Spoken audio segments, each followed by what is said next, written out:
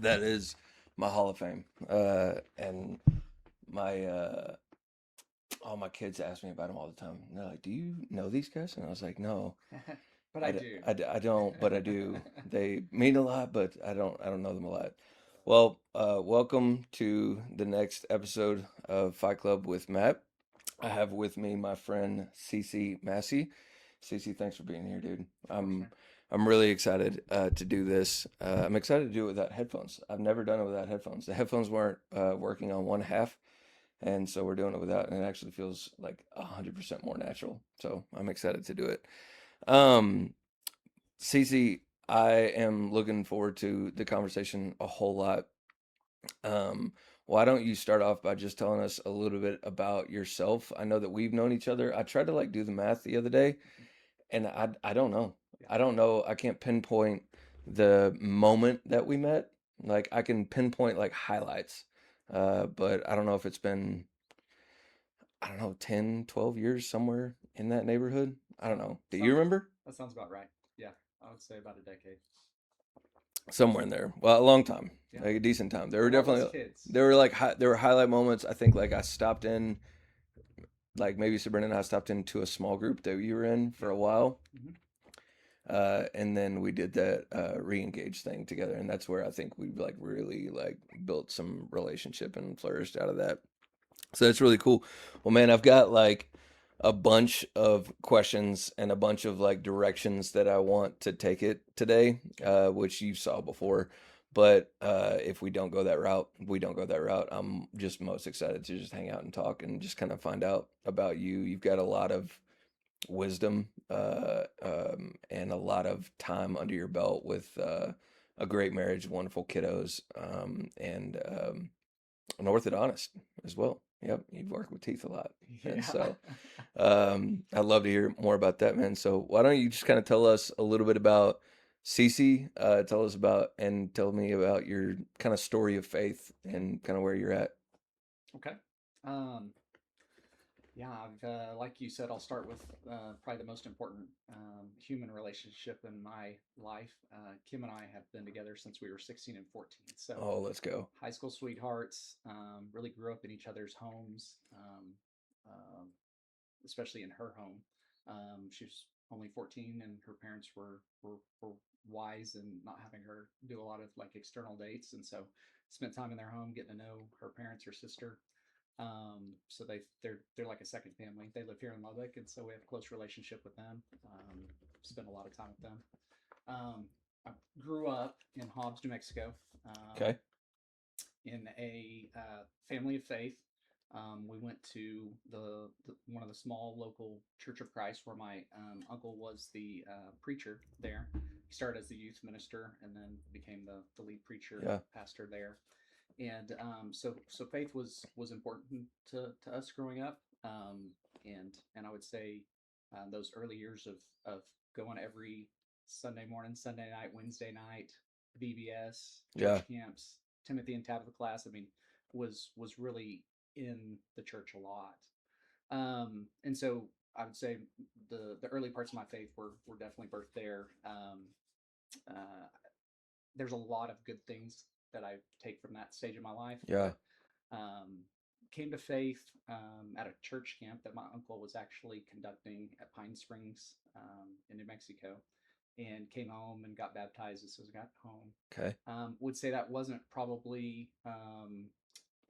really maybe my own faith that much, Sure. although I did absolutely understand what it meant to Sure. believe and follow. Um, but but I wouldn't say that I had made it my own faith until about my junior year in high school. So we were in Hobbs, moved to Midland, moved back to Hobbs between my junior and sophomore and junior year. I didn't realize you lived in Midland. Yeah, so I was in Midland Yeah. from middle of fourth grade through my sophomore year. Yeah. My brother graduated from Midland Lee. Okay. And so we made it back over to Hobbs. My dad worked in the oil field, so you just kind of go where they send you. Yeah. And so we moved back to Hobbs. And at that time, I went back to the same church, was planning on attending that Church of Christ. Yeah. And yeah, just a lot of my formative years as a young guy was there. So that was the plan. But got there and was supposed to go on a mission trip that summer. And there were two elders, and they came to me and asked me to kind of replace membership if I was going to go on um, on the mission trip. And I guess I've always been a bit of a challenger and like ask questions Hmm. like why. And so my why Sure. questions weren't really welcomed. I Oh was just yeah. like, this is how it goes. And so I even talked to my uncle about it, and he wasn't like really in support of the whys either. Hmm. And so I didn't go on that mission trip, and instead I had a friend that I'd grown up with that was going to the little Baptist church across the street, literally across the Yeah. street from that Wow. church, that was going to a church camp. Went to that church camp with this little First Baptist, or one of the First Baptists, is called Northside Baptist Church in Hobbs.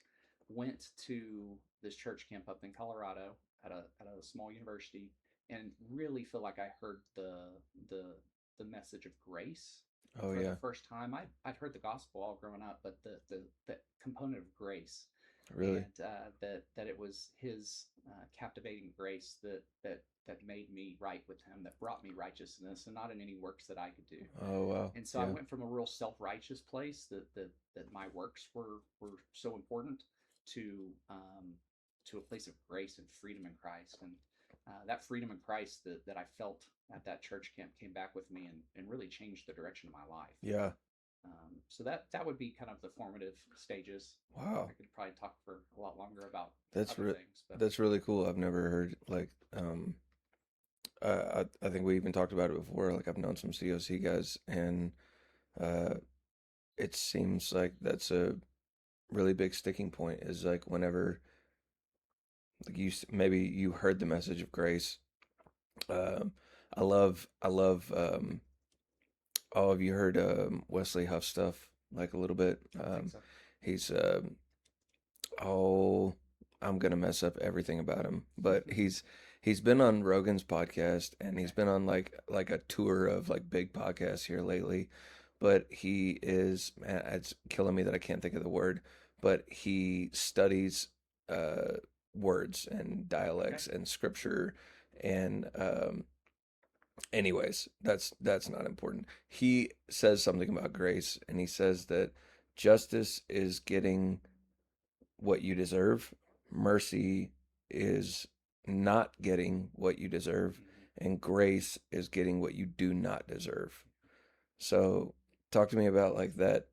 I mean, maybe highlight and like click in on that little like from works to grace, and why was that different?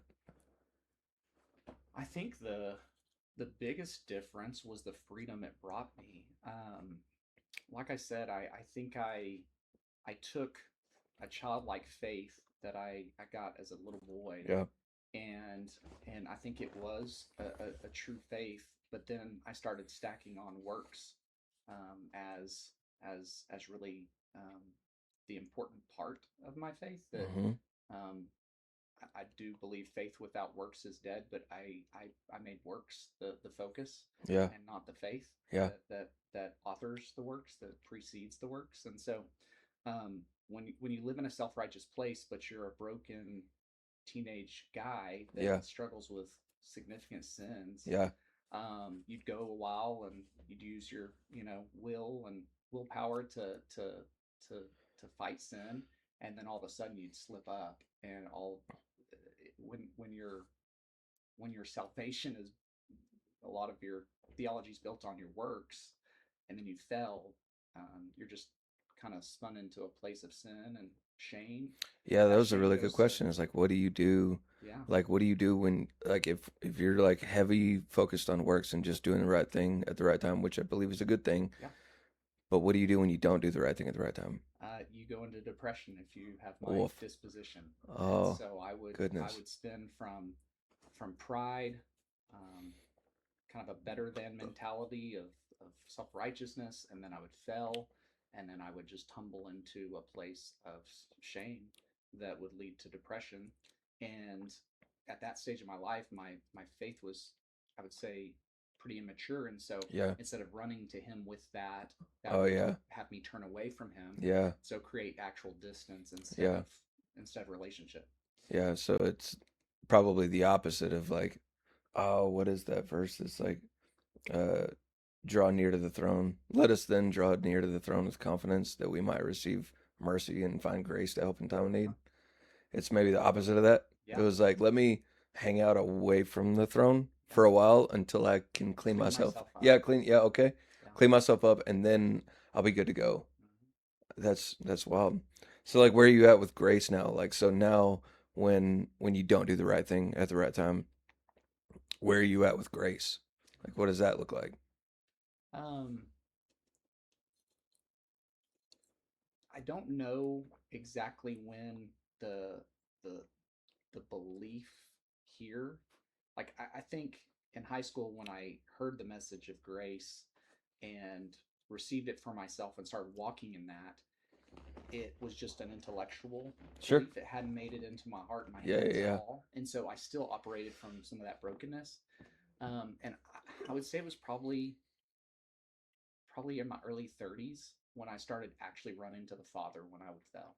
Really? And Yeah. it wasn't until then I saw some real significant um, improvement in some of those same sin patterns. Hmm. Um, because rather than turning to um, the shame, I turned to the Father, Yeah. and the the difference there without having that gap and that break in the relationship of actually no, I'm going to turn to you instead of turn away from you, really is where I think my personal faith took off. Yeah. And So through probably my early 30s, when I was trying to figure out what it meant to be a dad and a husband and a business owner, there was just a lot of stress and a lot Yeah. of pressure.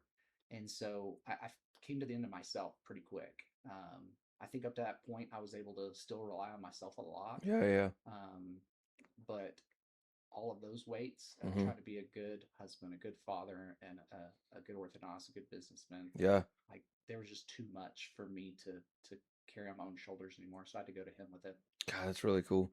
You had mentioned something about, I guess prior to like switching over from works to grace, your theology was built around works. Mm-hmm. Uh, and I want to give like the benefit of the doubt, but at the same time, like I want to like dive into the word theology, like Okay. and say like, there's at least a chance that like that's not a word that a lot of people use. Yeah. I know in our circles, like probably yes all the time. Yeah. But like what is theology, Okay. and is that what is it? Yeah.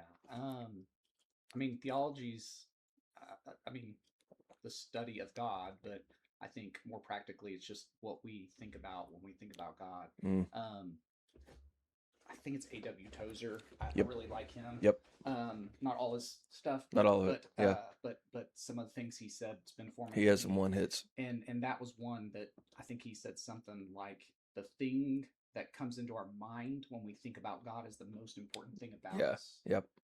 And then one that I really do love, probably my favorite modern guy is Dallas Willard, Okay, yes, and he says something very similar about the things that we think on when we think about God is the most important thing yes, about us.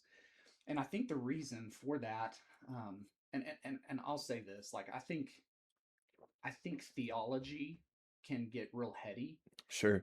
but I think that's why I like Tozer and Willard's take on theology because they make it primary, Yes. but they also talk about how it's the reason it's so important is that it informs our actions. Mm-hmm. And so, yeah, I mentioned that faith without works earlier. Like, if we have belief, but it doesn't play itself out in our actions, that belief is kind of dead. It's not really your And so belief. that's I think that's why James highlights that. Yeah, And so we have to marry the two. And so I think theology is like foundational and it's sure, very important what we think of God. But if it doesn't make its way from our head down into our hearts and out into our actions, sure. um, then it's dead. Yeah, yeah. Wow. I think that it's I've heard it said, Jen Wilkin is? Yeah. Yeah, Mm-hmm. I love Jen. She an incredible Bible teacher, Mm-hmm. like unbelievable. And she wrote a book called, I think, You Are a Theologian. Mm-hmm. I think her and what's his name? JT? Mm-hmm. JT English. JT English. Yeah, I think he like helped like co-author some of that book. But she said that theology is just words about God. It's words about God, which everybody has. Like even if like you're not in on the Christian game whatsoever, Mm-hmm. like and you want nothing to do with it, I bet you have some words about God. Like That's right. Yeah. and she was saying basically making this case that like everyone does theology. Like everyone has an opinion about God. It's just whether or not those are informed by the gospel, by scripture, or not. Like if they're only experiential. Um, but I don't know. Is it? I think you kind of made a case, but like, is it something that like I think you and I would understand theology as like at a point in my life we went through like the systematic theology, Yep. right? And there's several volumes that are out, both new and old. Mm-hmm. And I'm afraid that like a lot of people, when they hear the word theology, that's what they think. They think that it's a class that you take in a Christian college. Mm-hmm. Um, and I would understand it more as like just your words about God. Like, has it been in your experience like something that you grow in, like and understand more, and like did that matter even in like your transition from one disposition to another? Absolutely. It's funny you bring up systematic theology. My first exposure to that was at Redeemer, going through an elder training Oh, class, cool. and then as we kind of explored eldership, there was more chapters in that Dusty asked me to go through, and that was probably the most formal training in theology that I'd ever had. I mean, I went Sure. to Abilene Christian, but I, being a biology major, didn't spend as much time in the Bible department as I probably would have liked. Yeah. And so I didn't have any real formal training until going through that. And I would say that was also in that early 30s time period where I was growing so much spiritually. And I think that was a big part of it, Yes. is that I started having right thinking that then informed right doing. Mm-hmm. Um, but there was this connection that had to take place in my heart that it was hard to take it just from things that I was thinking to action. Yeah. For me, I kind of I'm kind of the type that kind of lives from my heart. Mm-hmm. And so Yeah. that connection from being stuff I thought to being things I truly believe deep down here, Mm-hmm. those were things that had to happen before I saw the actions take place. Yeah. But man, it's such a gift to go through like formal theological training Uh-huh. because I had really good thinkers that had thought through problems that maybe I hadn't thought of before, Yeah. and helped form more of a foundation on like good historical theology Yeah. of some of these tough questions. So it was foundational. And since then, just trying to figure out how those things connect here so that they can make them their way out into my life. I think I think it's Willard that talks about um, spiritual transformation is this thing. I mean, look at Romans 12:1 and 2, that like we have to have a transformation of the mind that then makes it out in our actions. He says that we would then know God's good, pleasing, and perfect will, Mm-hmm. and that will is going to be an active thing. It's going to be ways that we act. In verse 1, it talks about what would a life of worship look like, or a sacrificial life look like, and that plays itself out first in the mind, and then into belief, and then into the actions. So I think it's all this combination. I just think the danger we have is when we try to separate them, Yeah. and theology just becomes this heady exercise Right. without the action. And I somewhere in that same, it might even be Jen again, but I'll see if I can remember how she says this. But orthodoxy, which is like, help me out with that word, like I think right thinking, the that straight pragmatics of how ortho you think. straight, so Yeah. straight thinking. Yeah. Yeah. So like, yes, I think she says orthodoxy and doxology. So doxology would be praise, Mm, right? Giving praise. And I think she says orthodoxy without that doesn't lead to doxology is just dead theology. mm, And so like right thinking should lead to right worship acting, or else it's dead. Like Yeah. you were saying, like I think it's just another way of saying faith without works is dead. Yeah, Willard Like, says it similarly, that like if the things we say we believe, we don't actually believe if we don't see it change oh, our for action. sure, 100%. So I think that really Yes, ties back to James saying faith without works is dead. yeah, If we don't see it in our actions, do we actually even believe it? yeah, a Because hundred percent. beliefs always inform and drive our A actions. hundred, 110%, dude. I love it. That book is called Spiritual Disciplines of the Christian Life, right? By Dallas. No, Dallas Willard wrote The Spirit of the Spirit Disciplines. of the The Spirit. disciplines. Okay, Yeah. I get him and Don. No, Don Whitney. Donald Whitney. He wrote The Spiritual Disciplines for the Christian Life, Yeah. and prior to him was Dallas Willard, who wrote The Spirit of the Spirit of Disciplines. the They're disciplines. like, I mean, it could have been the same author. That's cool. But I get them confused all the time, and they make this case all the time.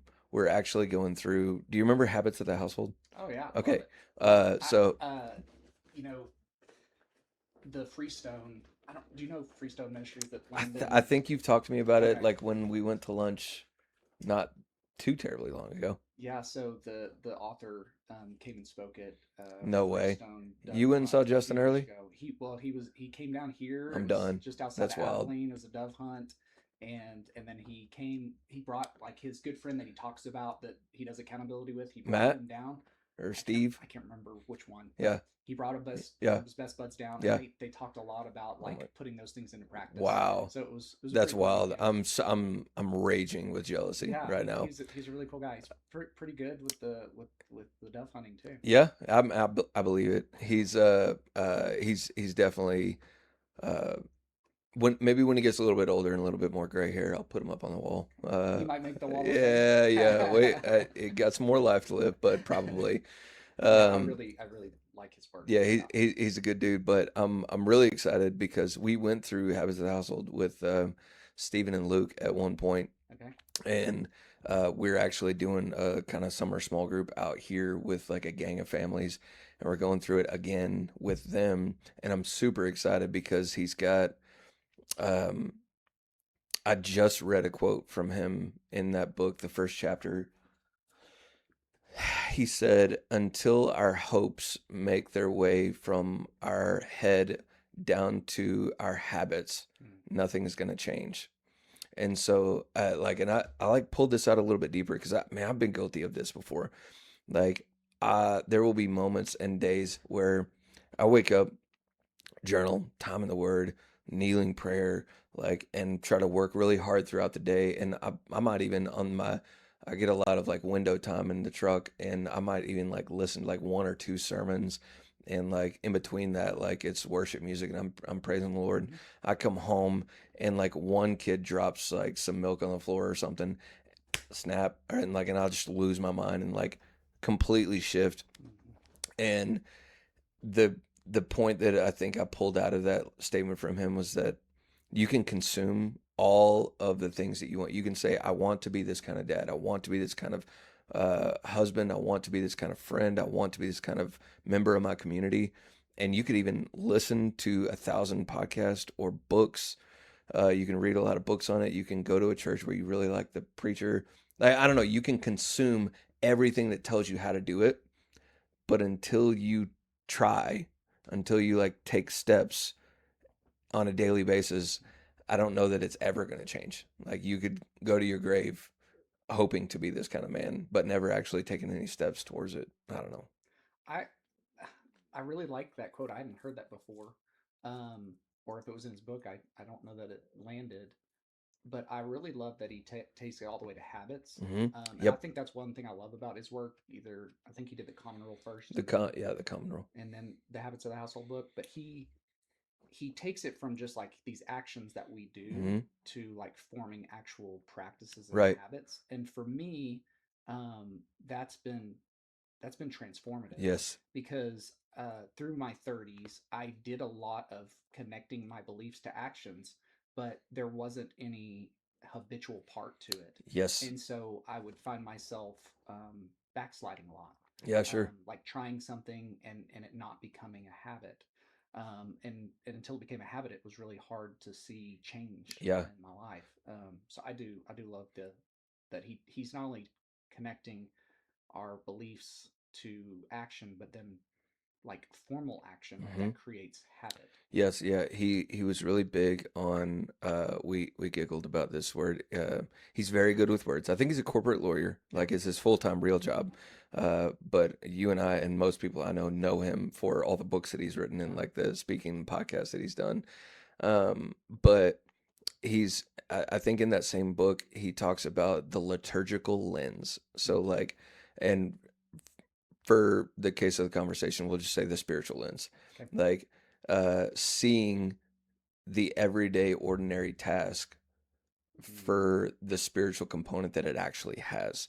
Mm-hmm. Like how many times you hit snooze in the morning is a spiritual matter. Hmm. Like Wow. like what you do in the car on your way to work is a spiritual matter. Hmm. Like how you treat customers when you pick up phone calls or call back is a spiritual matter. Like how you lay your kids down at night is a spiritual matter. And like all these little things that are just part of my day, they're just what I do.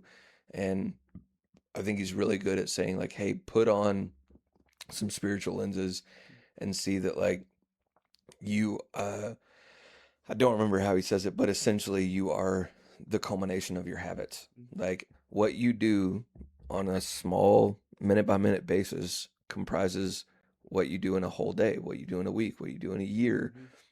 And you look back and who you are is just a result of all of these tiny processes. Hmm. And and he was like, if you can put the spiritual lens on and see that, oh, it really matters that like I get up when I said I would get up.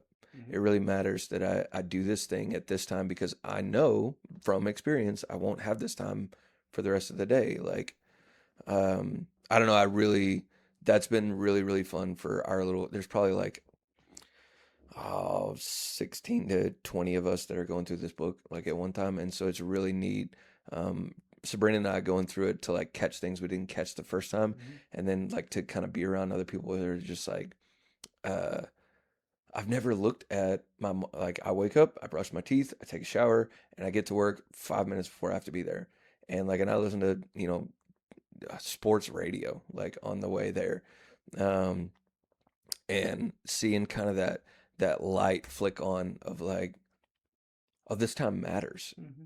Like this matters. And if I say that I want to be someone who is in love with Jesus and intentional with every moment of my day, then maybe I need to shift around some things so that I can either wake up earlier or I can have everything done by a certain period at the night so that I have some time there or on my lunch break, like let's take some time to be intentional with it. It gives a bigger opportunity to be intentional throughout the day. I Yeah. don't know. It's really cool. Yeah. I think that word intentional. I I really got a lot out of the Habits of the Household book for Yeah. that main thing of habits are intentional. Yes. They don't happen by, you know, lucking into them or falling into Hmm. them. They take purpose and Yes. intentionality.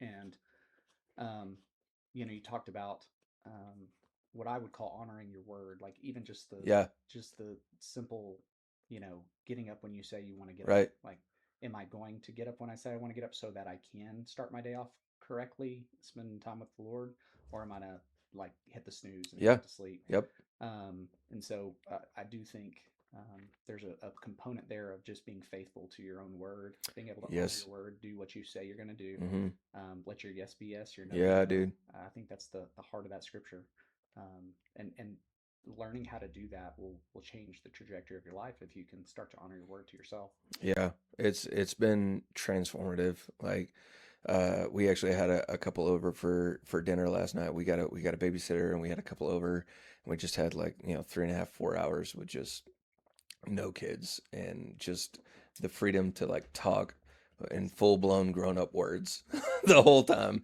It was a beautiful thing. But we were talking about because they're also in this little group that we're doing, and they were kind of sharing with us what they were getting out of. I think we're on chapter 2, and it was really sweet. They asked us about it, and I just told them, honestly, reading through the first chapter like almost brought me to tears in a couple of moments because again, like you said, he takes a lot of big theological ideas and like uh, and brings them down to our hands of like what we're doing daily, and he gives great examples of like how to do some of those things. And some of the examples that he gave in there are what we do today. And we went through this book before re-engage, so Oh wow. this was like 8 years ago or something, I don't know, somewhere in that neighborhood. And so I just told him it was really sweet to read through something that like, and I saw where I highlighted it 8 years ago, and I read through it, and it kind of almost brought me to tears because it 8 years ago it popped out to me as like, man, this is good. I this is something that I want to try and I want to start trying to do. And then I said, reading it today, reading it through, I highlighted the exact same part, and I was like, it still sticks out today, but it's something that we are doing. Mm. And I was like, 8 years is not that long of a time, Yeah. but it's that like he's really big. What does he say? Nothing is normal until it is, Mm. and that has been just the most true in our life because he's very honest about. And I don't mean to make this a Justin Early podcast, but like, but I do love the dude, and it's so true. There are lots of those things. He's very honest in saying you're going to do some of these things, and they're going to be weird. They're Uh-huh. going to be wild. Like they're not going to work. Like nobody's coming to faith or like deepening in their walk in that moment. Like it's not happening. It's going to be awkward. It's going to be uncomfortable. There'll be some silence. There'll be like, hey son, look at my eyes and look at my Yeah. and they'll be like, That's a great can I one. get a cupcake? And it won't work. But you do it over and over and over and over again, and before long, like I go in a rage of fury trying to get these rascals down in their bed, and as I'm walking out the door, they'll be like, "Hey, are you not gonna say it?" Yeah. And I'm like, "Oh, it's normal. This is not just normal; it's the expectation." I love that, man.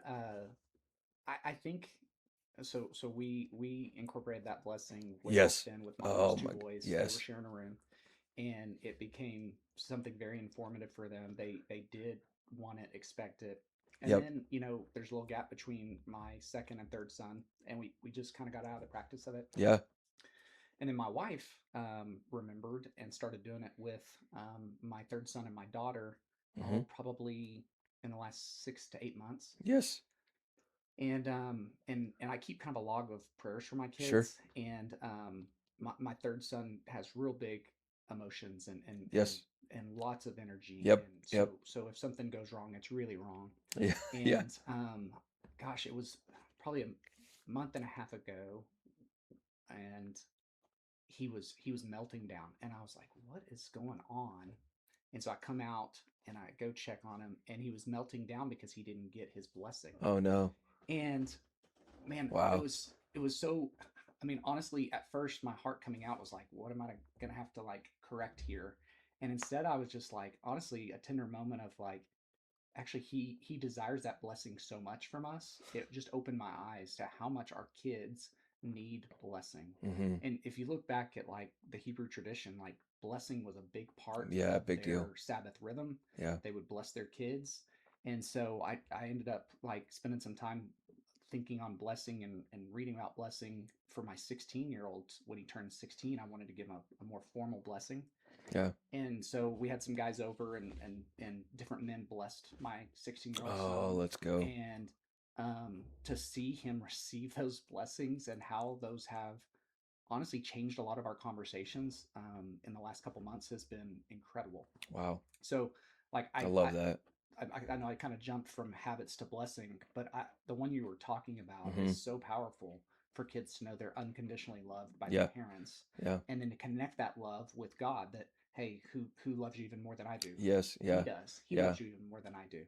And so, man, I think it's really helpful to build in these habits that Yeah. allow us to also bless our kids, Yes. see how God's made them, how He's wired them, Uh-huh. so that we can train them up in that way. And so, man, I would recommend for any young parents to Yeah. find ways to have blessings to their Right. kids. And even on that, just for the sake of resource, uh, we've talked about the bedtime blessing Mm-hmm. that we give. I'll just recite it so that it's out here, because this is what we say to our kids. Um, we After they settled down, they got into their beds for at least 15 seconds. Uh, Having boys is wild. I know. It's I know. wild. I Like know. it's wild that God trusts us to just have these animals in our house Yeah. and keep them alive. It's wild. Anyways, when we finally get them down, um, uh, you get close to them and you just say, "Hey, bud, can you see my eyes?" Mm-hmm. And he'll say, "Yes." "Can I see your eyes?" "Yes." "Can you see me seeing your eyes?" "Yes." "Do you know that I love you?" And he says, "Yes." "Do you know that I love you no matter what good you do?" Mm-hmm. "Yes." "Do you know that I love you no matter what bad you do?" "Yes." "Who else loves you like that?" And I'll get lots of answers, but they're usually either God, God and Jesus, God the Father, God the Son, God the Spirit, uh, Jesus the Very Holy. Yeah, Trinitarian household. Love it. it's some variation of the triune God, It is a great one. and then I'll give them a good night kiss, and either say good night or rest or something like that, and we'll just say that over and over and over again because I've got kind of and I love it because I kind of have two ends of the spectrum with both my boys. One, hearing me say I love you no matter what good you do really matters to him. Mm-hmm. Like he needs to hear it, Mm-hmm. because he would probably by default land in this category you were talking about of like, if I do enough good, then I'll be okay. And I earn it. And then I've got the other one on the opposite end of the spectrum that needs to hear me say, you know that I love you no matter what bad you do. Mm. Uh, uh, because he would also fall into that category of like, if I bust something up, like I've got to deal with this shame, like, and I've Mm-hmm. got to walk through. So it's really sweet. But that's the liturgy. That's the bedtime blessing of like what we'll say to our kids. But man, I'm a big fan of all of those things. Uh, I wanted to ask you a little bit more about. You had said something early on in your story about my faith kind of became my own, and I kind of wanted to like drill into that, even as a young dad, what that has looked like, uh, because you had mentioned that my faith, by way of context, you would have said my faith wasn't my own. Mm-hmm. My faith belonged somewhere else. Where was that faith before then? And what do you mean when you say your faith became your own? Wow. It's a great question. It's interesting because having a 16, 13, 10-year old boys, an 8-year-old girl, and and I'm kind of praying for that, right, for my kids. That Yeah, like I love that my kids would say they've like pretty much always believed. I sure, love that. Like sure. they've been brought up in a home where they've seen Kimberly and me follow Jesus as good as we can and put our faith in him, and so I do think coming up in a family of faith like I did was a really good thing. Um, but until I was able to hear the message of grace and then also connect that with that being my own faith. Yeah, And it's not like I probably didn't hear about grace growing up, sure. but it never took You root. just didn't hear it. Didn't hear it. Yeah, And so it was in that space of need that summer, going to that church camp, that the Lord met me there, and all of a sudden, like I wanted it for myself. And so the way that kind of played out, I made my best friend that invited me actually didn't end up going. I think he had like a baseball or basketball tournament. So I wolf went with these guys I didn't every even time know, baseball. and I ended up making friends with these three other guys. One was my age, one was a year younger, and one was like 3 years younger. Hmm. And yet, coming back to Hobbs after that, we started like my first accountability group. Yeah, sure. And um, like we would go, we literally went to the bowling alley on Monday nights for our accountability group. And so, like I learned that not only was having a faith that was my own was going to lead me to a different expression of my faith, like an actual working it out, rather than just the belief. But now it's going to make itself out into how I act going back Yeah. to high school. But then also that I wasn't probably going to be able to do that very well on my own, Hmm. and so there was this incredible combination of, hey, my faith is now my own, and I have these other men around me, young men, that were going to remind me, and encourage me and challenge me and pray for me. Mm, That I think was just this spark, and my faith grew exponentially, that year specifically, but really over the next several years. And so it was just like this kind of perfect storm of um, grasping a hold of a truth that got to go so deep that it became my own, hmm. and then also having other guys around me helping grow that. Oh, I love that. You bring up a really hot topic in here that we talk about often. Uh, the podcast is obviously called Fight Club with Matt, and it's centered around a lot of this men that are trying to be better a little bit every single day.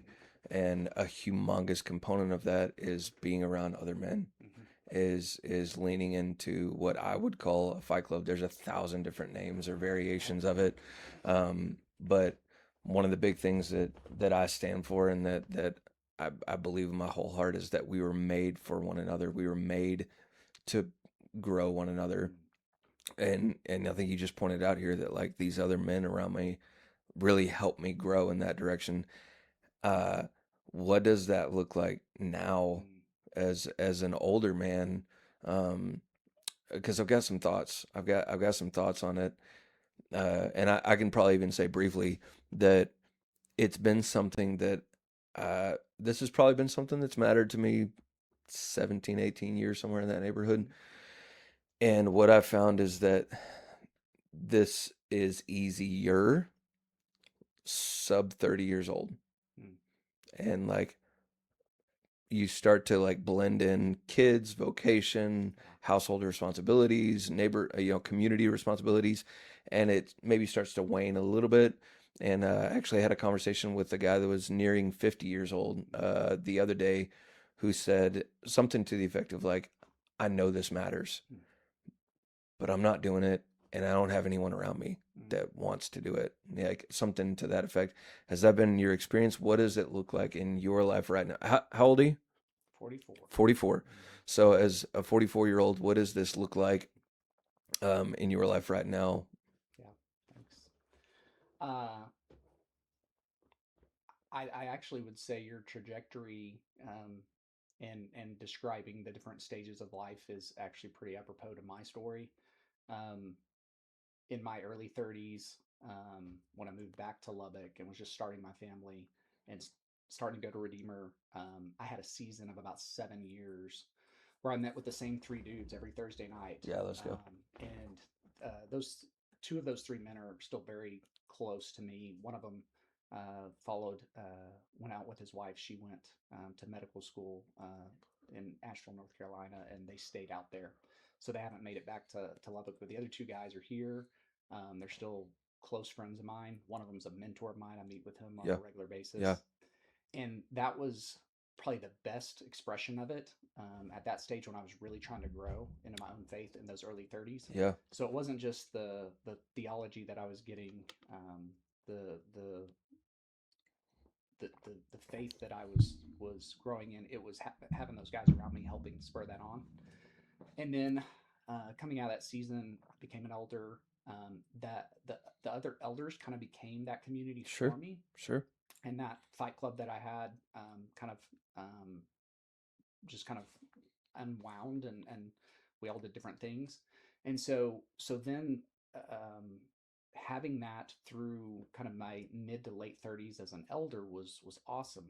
But then when I went on sabbatical and came back and felt like there were other things that needed my focus and the Lord was calling me into.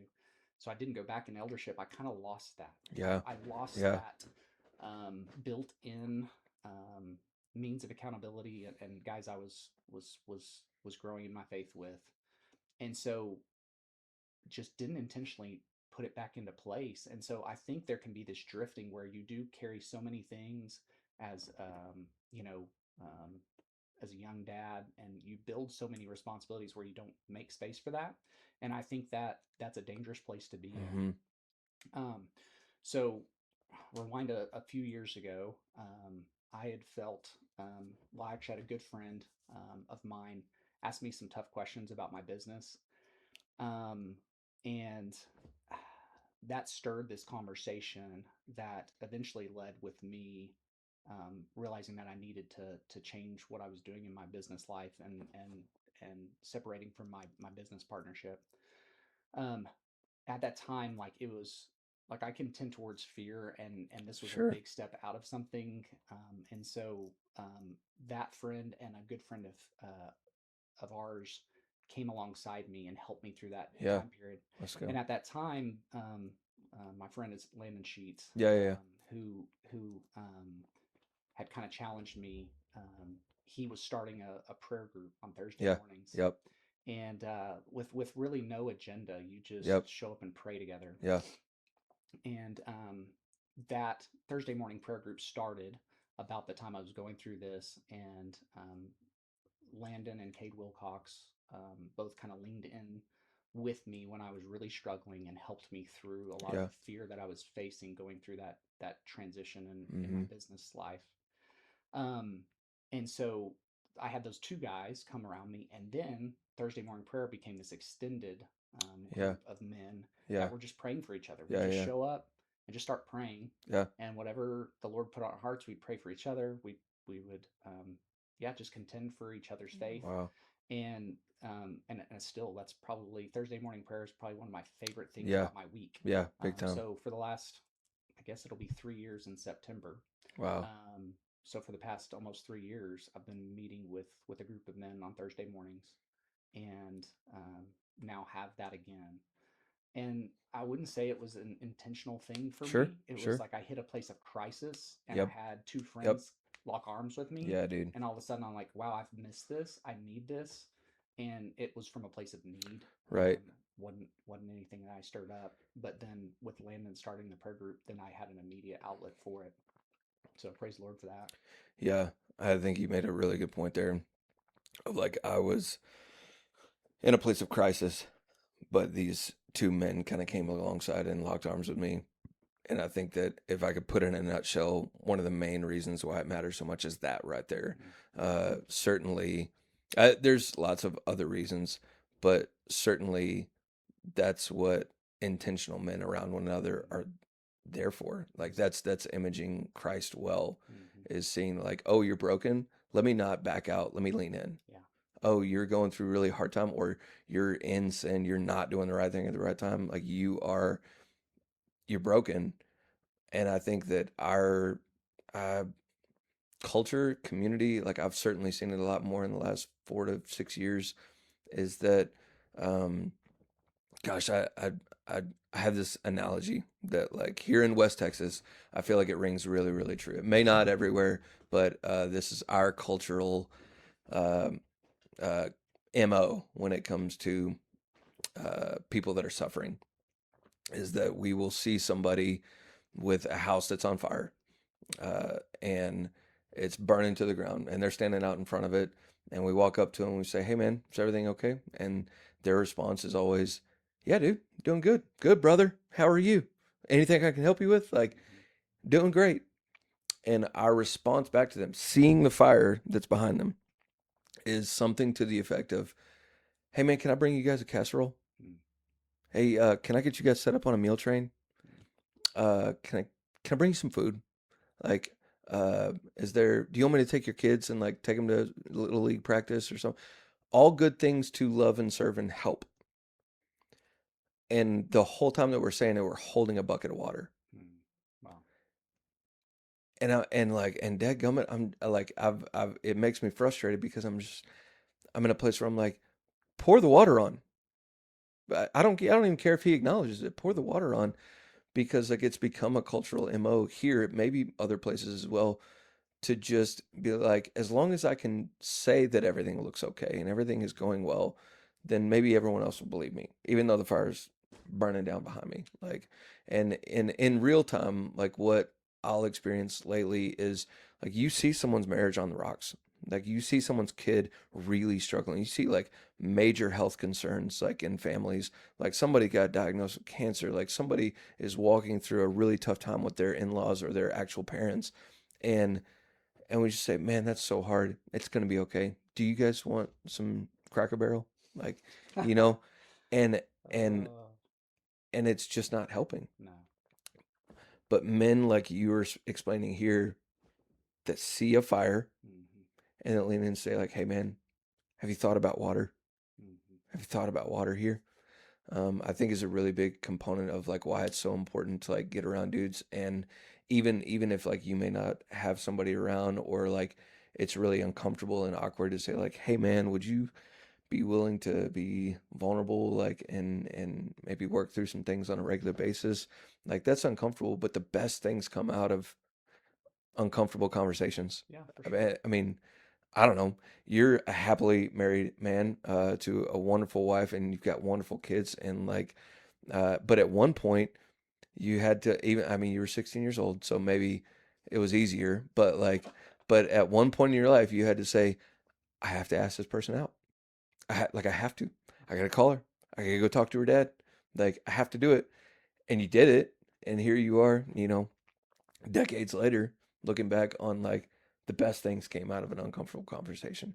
Like, and so I don't know. I just think that's a really good point. I love that. I love that you have those dudes around, and I pray for men like often that every one of us would find something to that effect. And like, and if you don't have it, get on your knees and pray and fast about it and ask your spouse about it. Like, and I don't know. Yeah, I've I've got just, some close relationships with folks that don't live in Lubbock mm-hmm, that that I see desperately need um, friends around them to mm-hmm, lock arms with, and I think there's a place in almost this middle stage of life, and I honestly think it's almost like tied somewhat to this idea of like a midlife crisis.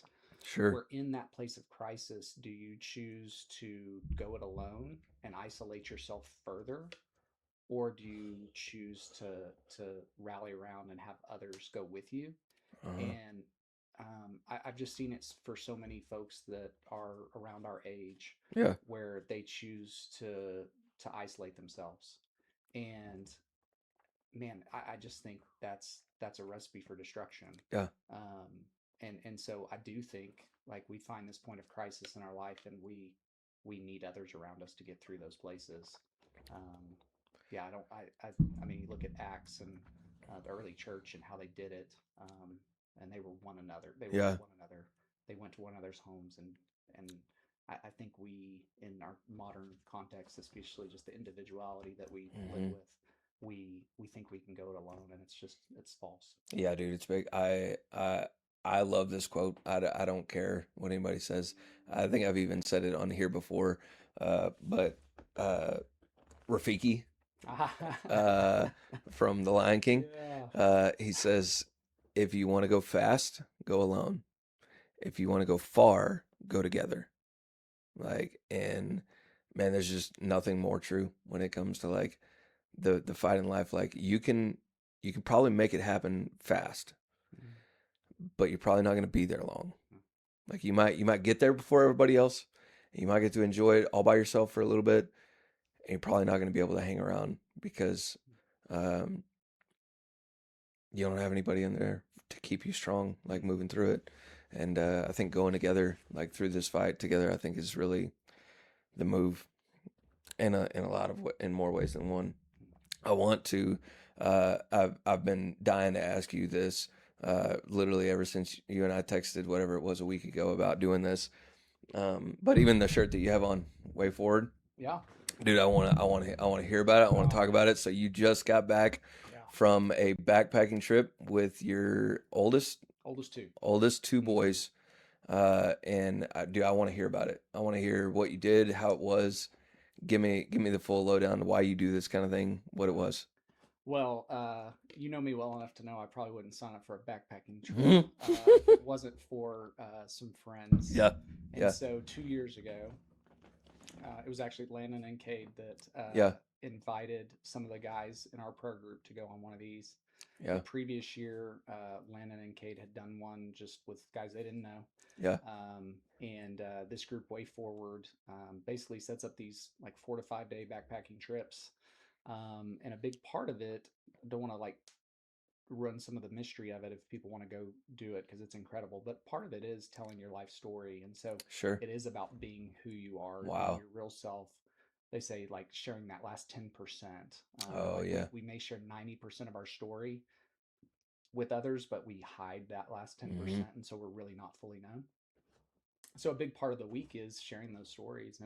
And so I got to do that with a bunch of the guys in our prayer group 2 years ago, and it was incredible. Yeah. Got to know those men much better. Got to know where their struggles were, their hopes, Yeah. their fears, the places that they had grown with the Lord, and the places that they still wanted to grow. And so at that time, a bunch of us were like, "Man, we'd love to take our sons when they got to the right age." And Yeah.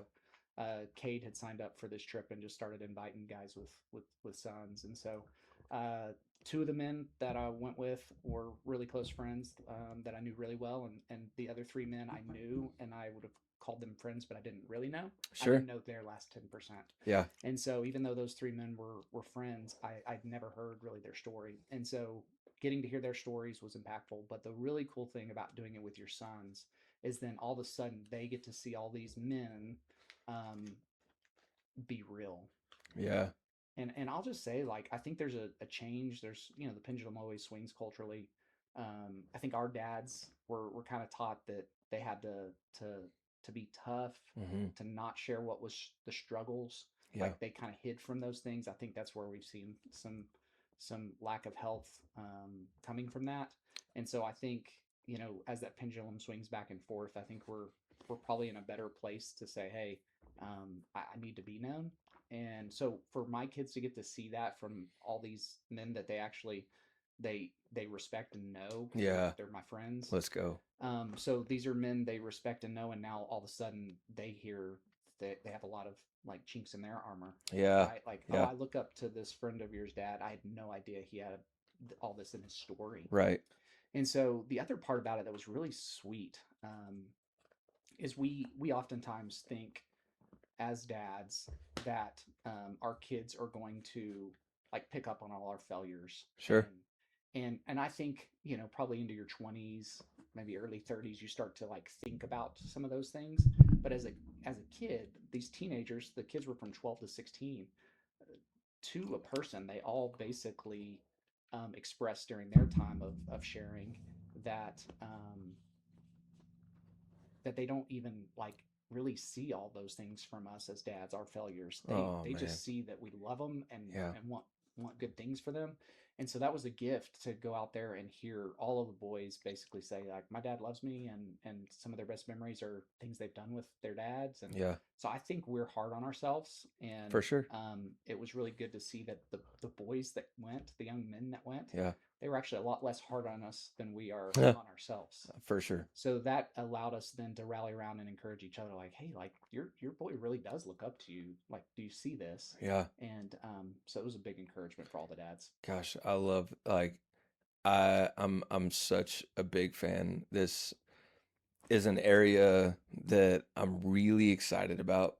My kids are 9, 7, and 3, Mm-hmm. and so I'm still on the cusp of like I know this kind of stuff is coming, Yeah, and I'm it's fun. and I'm ready for it. I can't wait to be intentional here. I can't Yeah, wait, but we gotta wait. So the question for me is like, well, let's be intentional here. Like, how do we do that at yeah, 9? And we can. But I love what you did, and I want to highlight a couple of pieces of that. Why that just was really a blessing to my heart to hear that you did and watch you do it. Because I, up until now, like I've mostly read books and heard podcasts about people that say this is really important, like to do these kind of things with your kids. And then you texted and said, "Oh, I can't do the podcast. Then I'm going to be doing this right now." And I was like, "Let's go. That's way more important." mm-hmm. But what a treasure and what a blessing to not only do that just with your boys, but to do that with other men Yeah, and with their boys, because nothing is normal until it is. yeah, And you go out there, and what do your boys see? Grown men that historically would have said, I need to have it all together. I don't talk about feelings. I don't talk about that last 10%. Like, that's for me to handle on my own. That's for me to be a man with. mm-hmm. But instead, to draw into one another and say, here's my vulnerability. Let me open up to you guys, so that the hope, at least I would pull this out of that, so that when our boys are 30 and 40 years old, they're not going to a counselor to figure out how to open up. They're not having this big breakdown of trying to figure out like how do I be Mm. it's it's it's it's a habit, and they look back on that, and people ask them, why are you close with other men? Why do you? And it's like, well, this is what my dad did. Mm. I think That would it's be I think great. it's wild, and like I think we knock on a lot of history inappropriately, but there was a time where if your dad was a farmer, you were a farmer. Yep. If your dad was a doctor, you became a doctor. If your dad was a mechanic, you were a mechanic. Like if your dad had a thriving business, you would go into that business because it's what you've spent your whole life watching how to do. So you've got this experience. You don't have to go hire at a place that says you need 10 years of experience. You don't have to do that because you had all the experience. And in the same way, like at 30, 40, 50 years old, our sons and our daughters can be intentional with others because they don't know anything different. Mm. You know what I mean? Yeah, it Like, would be and so. I, I, I think that's really, really neat. And I think another thing that really points out, maybe you can help out on this, um, because one of the other things that I see fairly regularly is, um, I'm I'm not good with talking, but my family, my spouse, my kids, and the people around me know that I love them because of what I do, Yeah. because of either what I provide or the things I take them to do or the time I spend with them. And I'm not discounting that. Yeah. I'm not at all. I think those things are really, really valuable. A present father is almost at the top of the list of like things for a thriving child. Mm-hmm. But telling them, Mm-hmm. you know that I love you no matter what good you do. Mm-hmm. Telling them, hey, Christ loves you like this. Telling them, like, this is the kind of man that we are in this household. Like speaking those things into them, I would put above showing them. Mm. Like, I think they're both important, and I would never say that it's okay for one or the other, but like speaking it into them and guaranteeing that that's the voice in their head, Mm. like that they're hearing all the time. Um, I don't know. Have you experienced that? Have you seen that? Yeah, I would say it's a both and, right? Like, Yeah, because we can tell our kids certain things, sure. but if they don't see it in our actions as they Yeah, get older, they'll see yeah. the hypocrisy in it. They'll see the hollowness in it. But also, like if we're showing them but not telling them, they may misconstrue that as well. So I think it's marrying the two Yeah, together. yeah, that's a really good point. Um, but I do in the last, just few months getting ready for my son to turn 16, I really did a deep dive on like what is the importance of a blessing, like a Mm, spoken blessing. yeah, And I think our culture is missing it. Because if we just look at the people of God, you know, the the the Hebrew families would be very intentional in speaking those blessings. yes, And so I do think that's important. And the power of a parental blessing just brings so much security to a yes, kid. Like yeah, they feel safe yeah. and secure when their parents are blessing them. So yeah, I do think it's incredibly important, and I think it really should be a both and.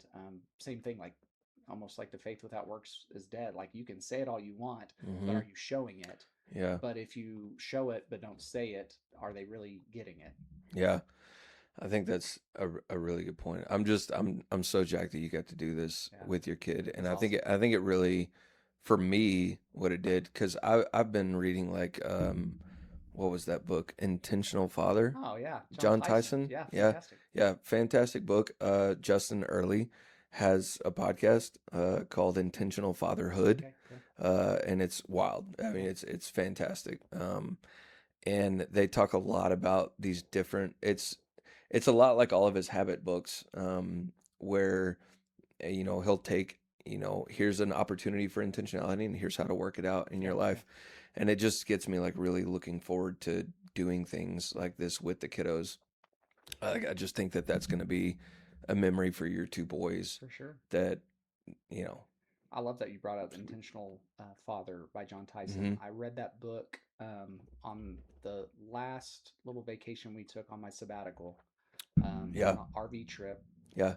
and I was about to be done Sweet. with my sabbatical. Took that book and read through it after the kids would go to bed, and man, it did change the trajectory for me. That Yes. that actually was a big part Yep. of why I ended up not going back into eldership. Yeah. If it had been before that trip, I was just planning on going back into it. Yeah. But on reading that book, it made me realize that those boys in my house were my number one Yes.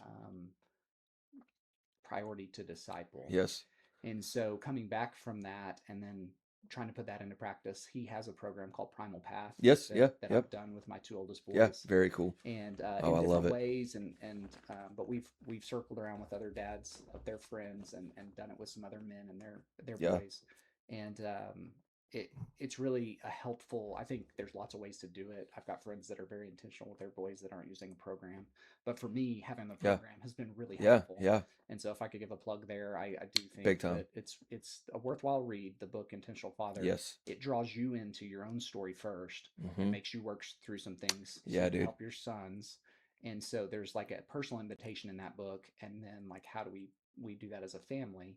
And then if you need help, he has a program you can kind of sign up for Yeah. and do too. I think if I remember right, it's been a while since I read it, but he puts homework at the end of each one, Yeah. right? Oh yeah. Uh, You if you're willing to do if the work, yeah, dude. you work Dude, through that book. it was wild. So I did that on my own. Like I think I just heard about the book and I got it, and that's just my prerogative. Like I because I know that good things come after very uncomfortable things. Yeah. I was like, oh, there's homework. I'll do that. Yeah. And the one where he recommends you write a letter to your dad, that was tough. Mm. That was wild and big fan. Yeah, definitely plug for The Intentional Father by John Tyson. Mhm. Have you ever listened to him? That's actually how I heard about the book. I was at a conference, I think it was 2019 that he spoke at a conference I Yeah, was at, yeah, and his share at the conference was really his story as a kid uh-huh. and coming over from Australia and the Yes, why behind that, yep, but his relationship with his dad. yes, And he spoke a lot about that relationship and how it informed who he was as a man. And it got me to thinking at that time, like, well, what about my relationship with my dad? What about my relationship with my boys? And I don't think I think he had just released the book. Maybe it was 2018. I don't know. uh-huh. Anyways, he either was releasing the book or had already released it, but it was really center of mind for him. Yes. So he was talking through a lot of those principles. And so after he got done talking, I'm like, this guy's amazing. I Yeah, really have to read this book. yeah, I'm gonna read that. Yeah. I love listening to him. I'm a big fan of the Australian accent, Oh like, yeah, and me so too. I just love listening to him. And when he talked, I think he was the one that got me. I'd never heard the term gap year, Yeah. and so like I heard him talk about his gap year with Yeah. his boy and like bringing him over to New York, I Hmm. think, and I was like, this is wild, dude. Just I don't know, Yeah, he's an inspiring guy intentionality for sure. is really cool. Maybe shift gears, stay within the nuclear family, Okay. but I want to talk about like you and marriage with Kim Okay. and kind of how that's been going, um, because from what I gather in the time that we spent, you are an intentional dude, and I just kind of want to ask like, how do you? Let me see where I put it. In a busy season, both work and family, how do you pursue your wife intentionally rather than just coexisting?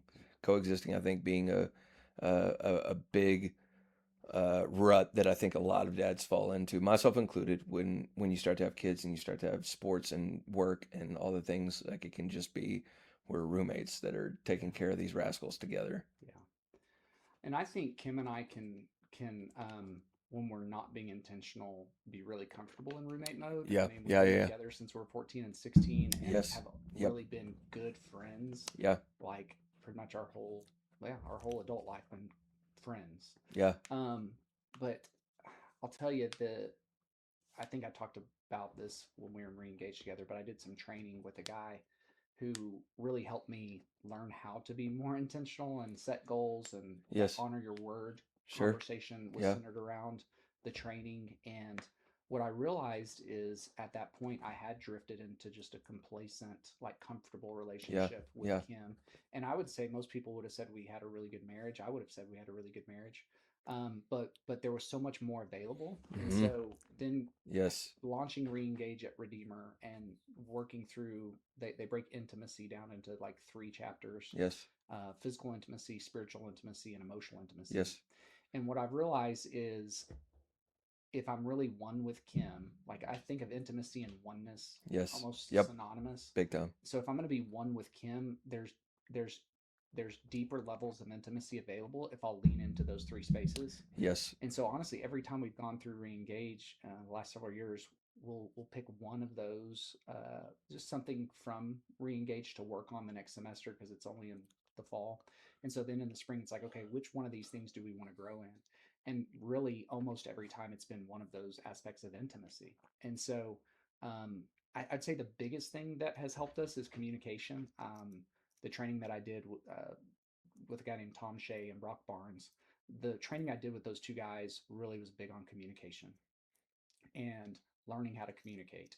And so what I realized is that Kim and I communicated very differently, right? Like most of the time, men and women are going to communicate differently. Yeah. And so even though I thought that Kim and I were connected with emotional intimacy, we weren't because we were giving and receiving love very differently. And honestly, I had probably overthought it and made it into something harder than it was. The What it's really boiled down to is just Kim and I. We share our day together. We share it in the morning, and we just basically say like, "What do you got today? Like, what are you excited about today, or what's on your schedule today?" Just Yeah. a question to start, like, "What do you have today?" And it literally takes about 5 to 10 minutes on my drive to work. Yeah. Um, and she shares about her day, I share about my day, and then we pray for each other. And Yeah. so we're both knowing what we have going on that day, and then we get to pray for each other, Yeah. which really centers it and makes it something that like we genuinely are caring about because we prayed for each other. And that also helps me to remember it because Yeah. then that's the invitation to then come around at the evening, and ask how those things went. Oh wow. I love And that. Kim will say that like the morning questions are so important for her because I'm a pretty intentional guy. Like when I would get home from work, I'd ask her how her day went. But without the morning question, she almost would feel like I was checking up on her. Like, Oh yeah. did you get some things done today? Yeah. Yeah. Wow. Instead of like, hey, I prayed for you today, and I know what your day looked like. So how did they go? Yeah. And so it changed it for her. And Wow. so just a little communication in the morning, a little communication in the evening has built a deeper level of emotional intimacy Gosh, I where love we're that. really connected. Yeah. I love that. That's really really good. I'm probably gonna steal that. Yeah. Yeah, Well, thank you. that's really really good. We I mean we have like a decompress. Like I feel like a lot of marriages. Like I get home and for 5-10 minutes, like we go into our room, close the door, and just how are you? Mm-hmm. Like how's everything going? And uh, I think that's gone well. But I love that on the bookending the Mm-hmm. day and saying in the morning, like, what do you have and how can I pray for you? Mm-hmm. Hey, I prayed for you. How did these things go? Mm-hmm. I actually care. Like, Mm-hmm. and it matters a lot. It's Like, also low hanging fruit to learn to pray together. Like Kim and I hmm, had tried to pray together like so many times in our marriage, yeah, and for whatever reason had, probably the enemy loved to like bring doubt into that. hmm, But this is just such a practical way to pray for yeah, each other, and then that's grown into praying for each other on a more regular basis. If a problem pops up, I'm like, hey, let's pray for that. yeah, And so now instead of us just trying to whiteboard our problems with each other, we just immediately yes, take them to the Lord in yeah. prayer. First thing, And so it's made prayer more natural in our marriage. yeah, we did that probably here in the last 4 years, somewhere in that neighborhood. Somewhere in the last 4 years, I finished Answers to Prayer by George Mueller, Mm-hmm. and it was like wild impactful Mm-hmm. to my prayer life. And in talking about that with Sabrina, I think she really had the idea, but every night, like it's the last thing we do Mm-hmm. every single day is let's just hold hands and let's pray That's about our right. day. And there are like, I don't want to make it sound prettier than it is because there are days where like she's pissed or I'm pissed For sure. or we're exhausted or I just want to sit and rot and I don't want to or like hey, do you want to pray? Yeah, but you pray. Like I'm not going to. Mm-hmm. Like and you just say it for both of us. Mm-hmm. And we've gotten better about like I do very well with blunt information. And not beating around the bush. I don't. Sometimes I don't think I'm smart enough to find out around what's on the other side of the bush. So I do really well with just the information that matters.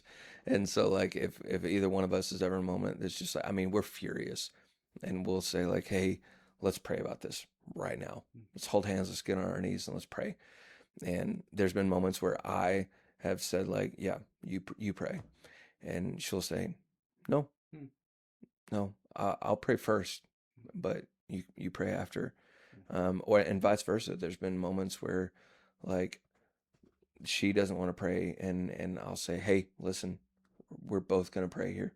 We're both taking this to him because that's the promise is like we're two or more gathered. Mm-hmm. Like and let's gather. Let's take it to him and with our anger. I think that's why the Psalms are so cool because not cool, maybe that's not the right word, but they're so encouraging because David goes to him in the middle of like anger and so like just being honest with him because he cares about us. But I love that. What about maybe taking it to the intentional component with you and Kim? What are some of the things that you do? Like, do you guys do dates? Do you guys do trips? Do you guys do like what is intentionality for the physical component of your marriage like look like for you guys? Yeah, I think we're really lucky. We're really blessed to have so much family around. Yeah, dude, love. So I would say not being prescriptive here for folks that don't have what we Sure. have, but Yeah. we've got both sets of parents in town. Kim's sisters are in town.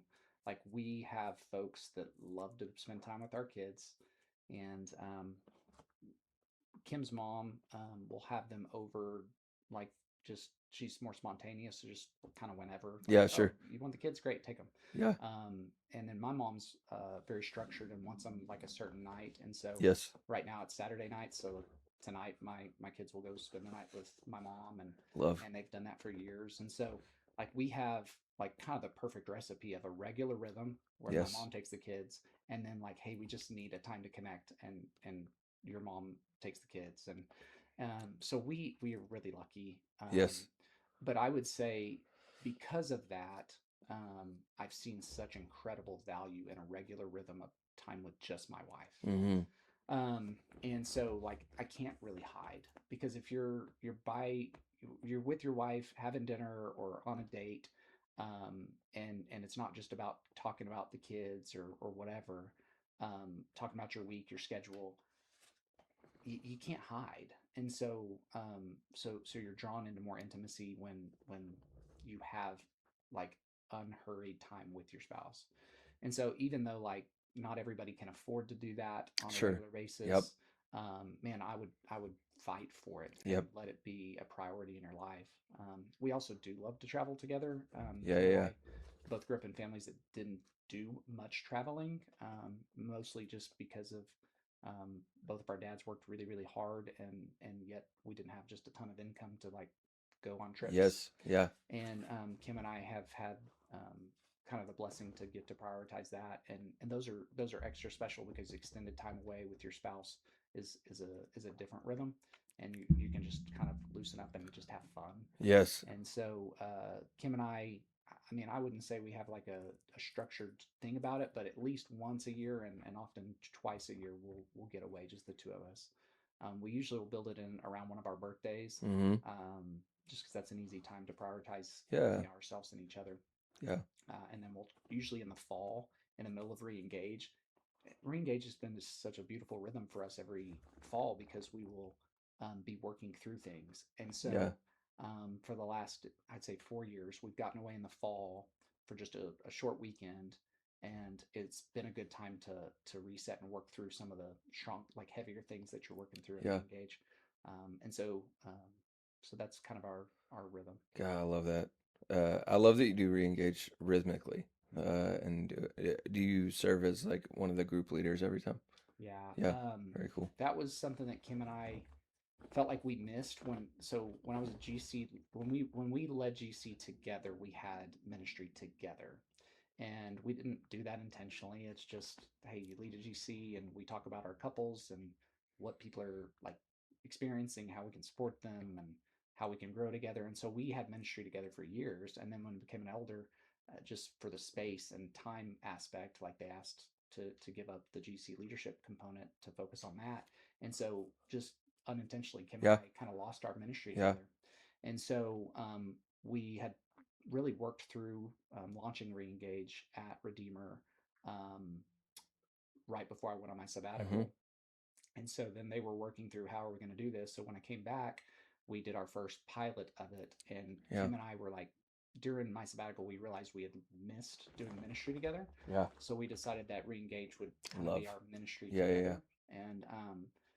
And we just have a heart for marriage. We Big either have time. friends or family Yeah, members that have gone through yeah. divorce and just seen that it's not just destructive on the couple, but it's destructive on like layers and layers of relationships around it. Yes, And so, man, I actually think it's one of the biggest things that the enemy tries to attack is our marriages yes, and create these either totally isolated marriages that have lost all their power and yes. don't display the gospel properly, or even worse, like have create destructive Yeah, things through breaking that yeah, primary relationship. And so Kim and I love the reengage ministry. We think it's great for everyone, yeah. but for us, it's just a gift to. I mean, almost in a selfish way, like we love it for us. Yeah, absolutely. And I think you made a really good point. And like even two categories to put marriages in sometimes, is your marriage destroying or is it creating? Mm, Like, I don't know, that just stuck out to me. mm-hmm. Like when you were saying that, because I feel like there are definitely moments, isolation tends to be the big fat red flag Yep.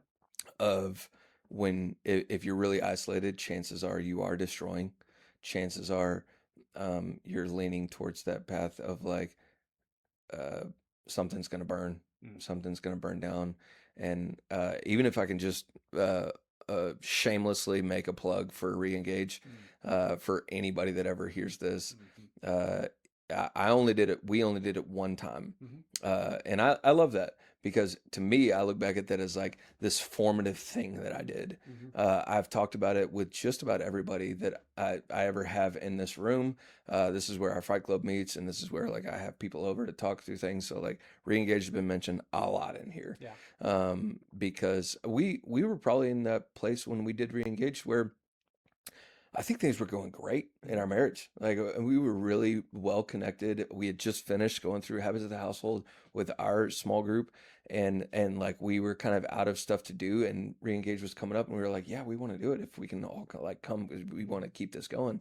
And gosh, it gave us so many, not even just practicals, but just like um, uh, opportunities to see how God works when things do break. Mm-hmm. It was so special, and to maybe even like shed a little bit of light, for anyone that would ever even consider it. You would show up, and I don't know, call it 50 to 100 people Yeah. like are in the room, Yeah.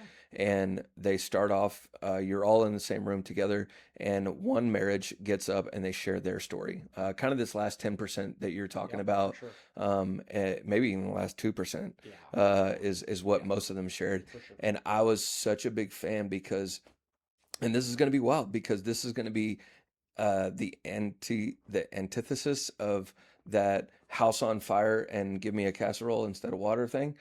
Because people would get up there and they would say, we had an affair, we had financial fraud, I had another family in the other part of the country, like the, yeah, brokenness. We had major health scares. And some of them got up and said, we are still in it right now today. Yeah. That's right. And and but Jesus is better, Mm-hmm. and He is, uh, that I've heard a lot.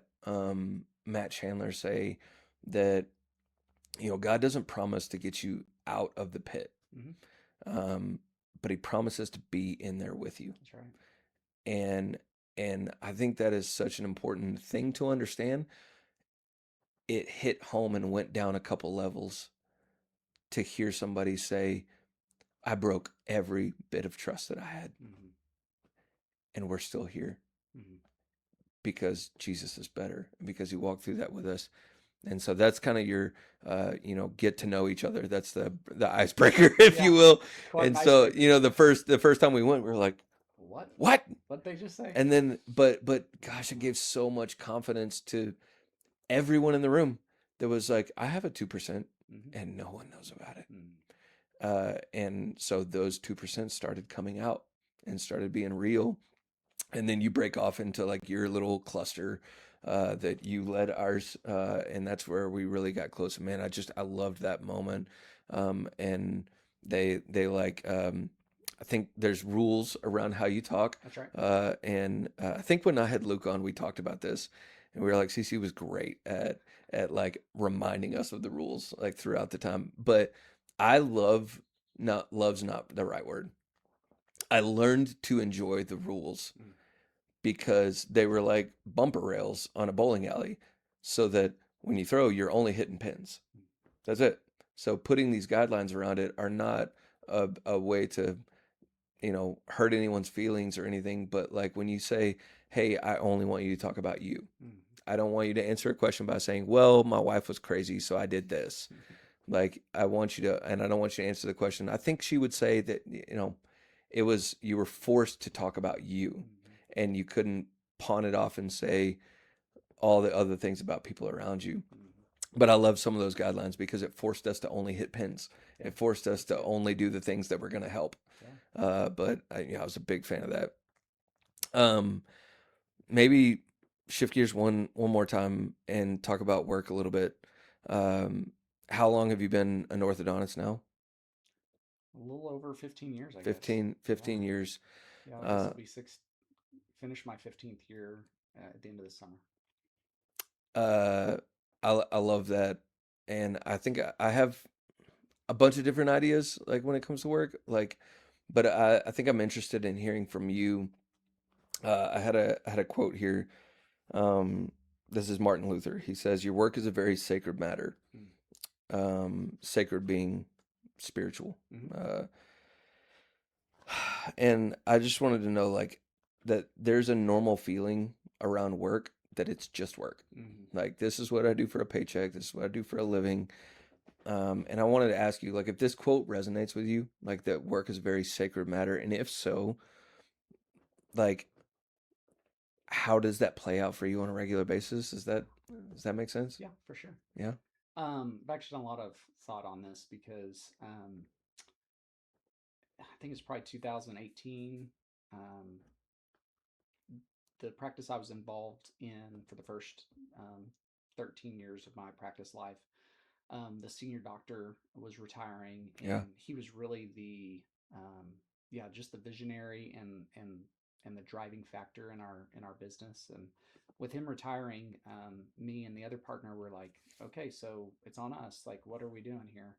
And we got invited to go to the second Kingdom at Work conference that Beat and Bow Companies had put on, Sure.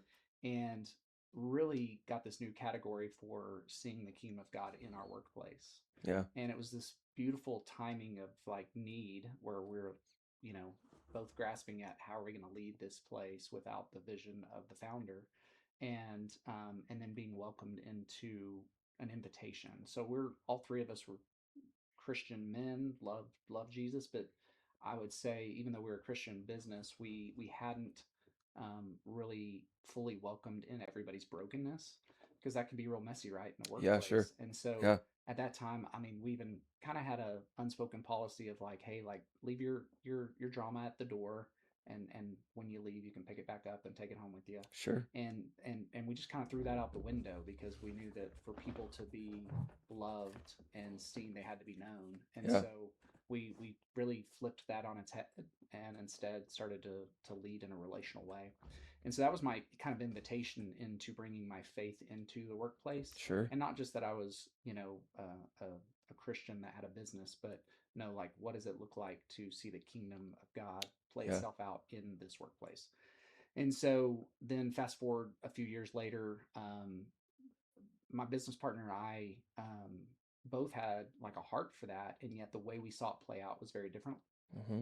Um, the style of practice that we wanted started to become clear that it was different, and Sure. so when I decided to move on and we separated our practice, um, I became I, I became pretty obsessive over like what is my vision and why am I doing this? Yes. Because it was scary for me to do it, so I had to keep reminding myself like why am I doing this? Yes.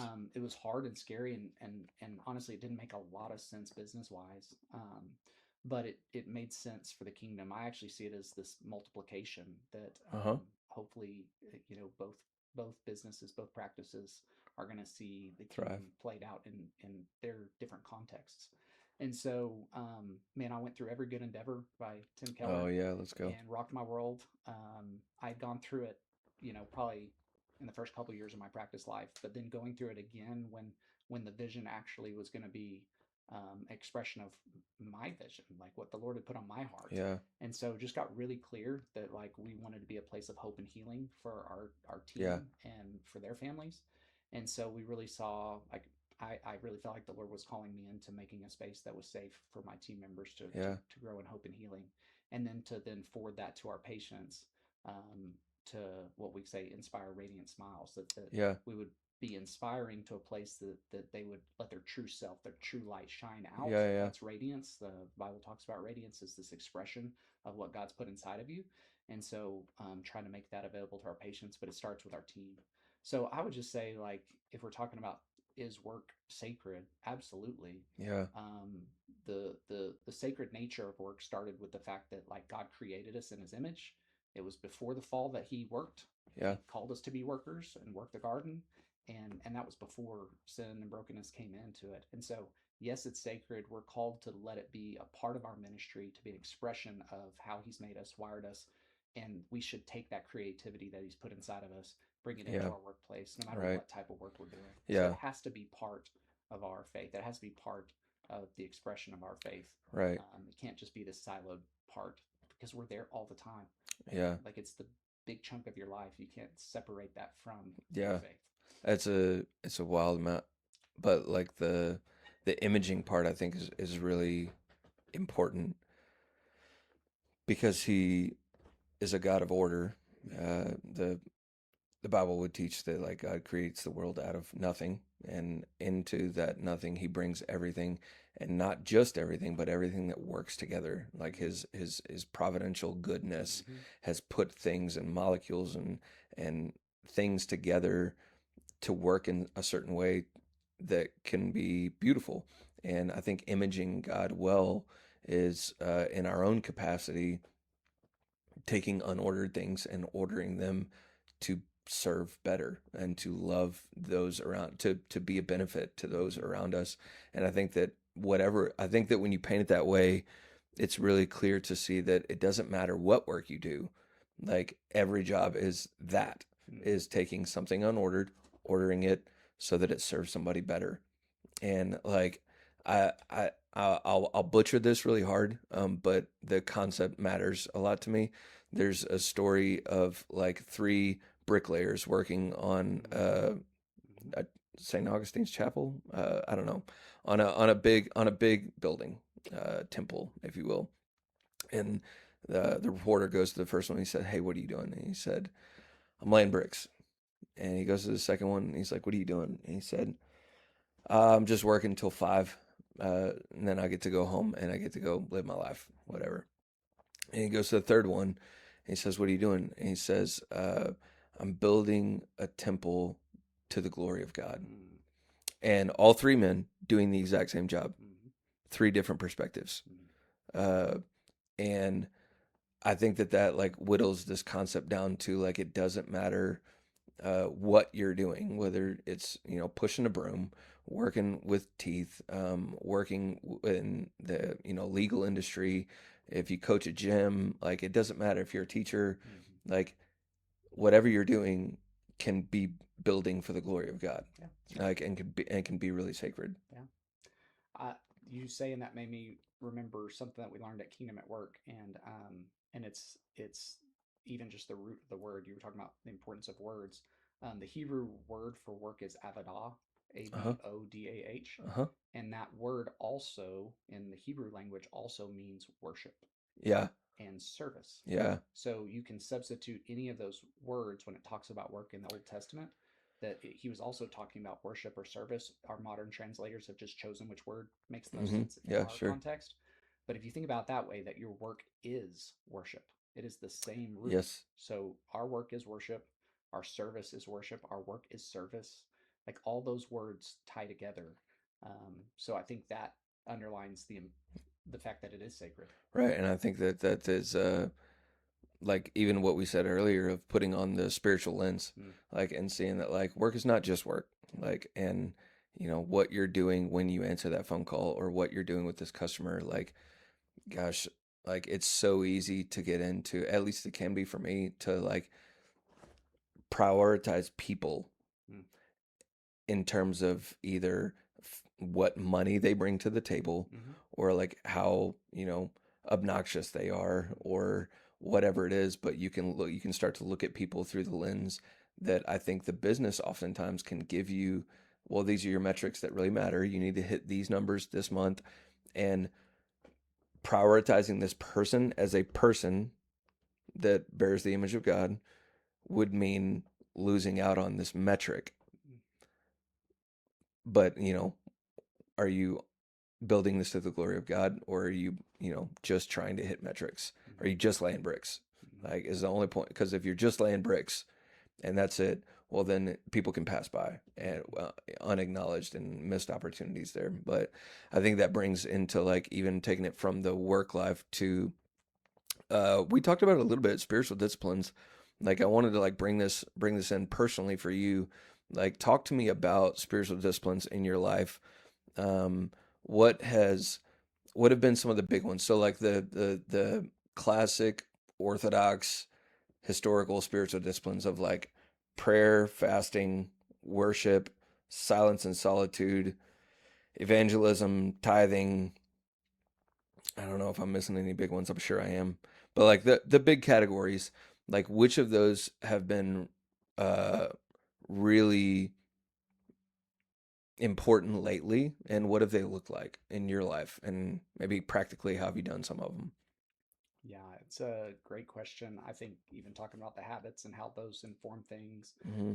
I would say spiritual disciplines are in that category of like, are we sowing in habits that will draw us nearer to the Lord and grow us in our faith? Um, I would say through my 30s, just a daily time in the Word became part Hmm. of my life. First thing in the morning, starting with first things first. Heard that from a friend on the Way Forward trip Yeah, yeah, that his wife has put out for their family. Like we're gonna call it first things first. I love it. And so, kind of that concept that the very first time and when I wake up is going to be for the Lord. yeah. And so, time in the Word. At that time, my prayer life was honestly not very strong. Really struggled with that being Yeah, a overflow of my faith. That grew throughout my mid to late 30s prayer. Really lately, probably since my sabbatical, Sabbath has become a big part. sure. Just with the busyness of life and the chaos of the running kids everywhere and running a business, like there's enough chaos that Sabbath has become very important for me and our Yep, family. So that's that silent solitude part. Um, Journaling has become part of it since the practice separation. I was really struggling with just anxiety and fear, sure. and so I started journaling my prayers. And so there's a part in the YouVersion app you can use. Yeah, yeah, So you go through the verse of the day, and then there's a guided devotional, and then guided prayer.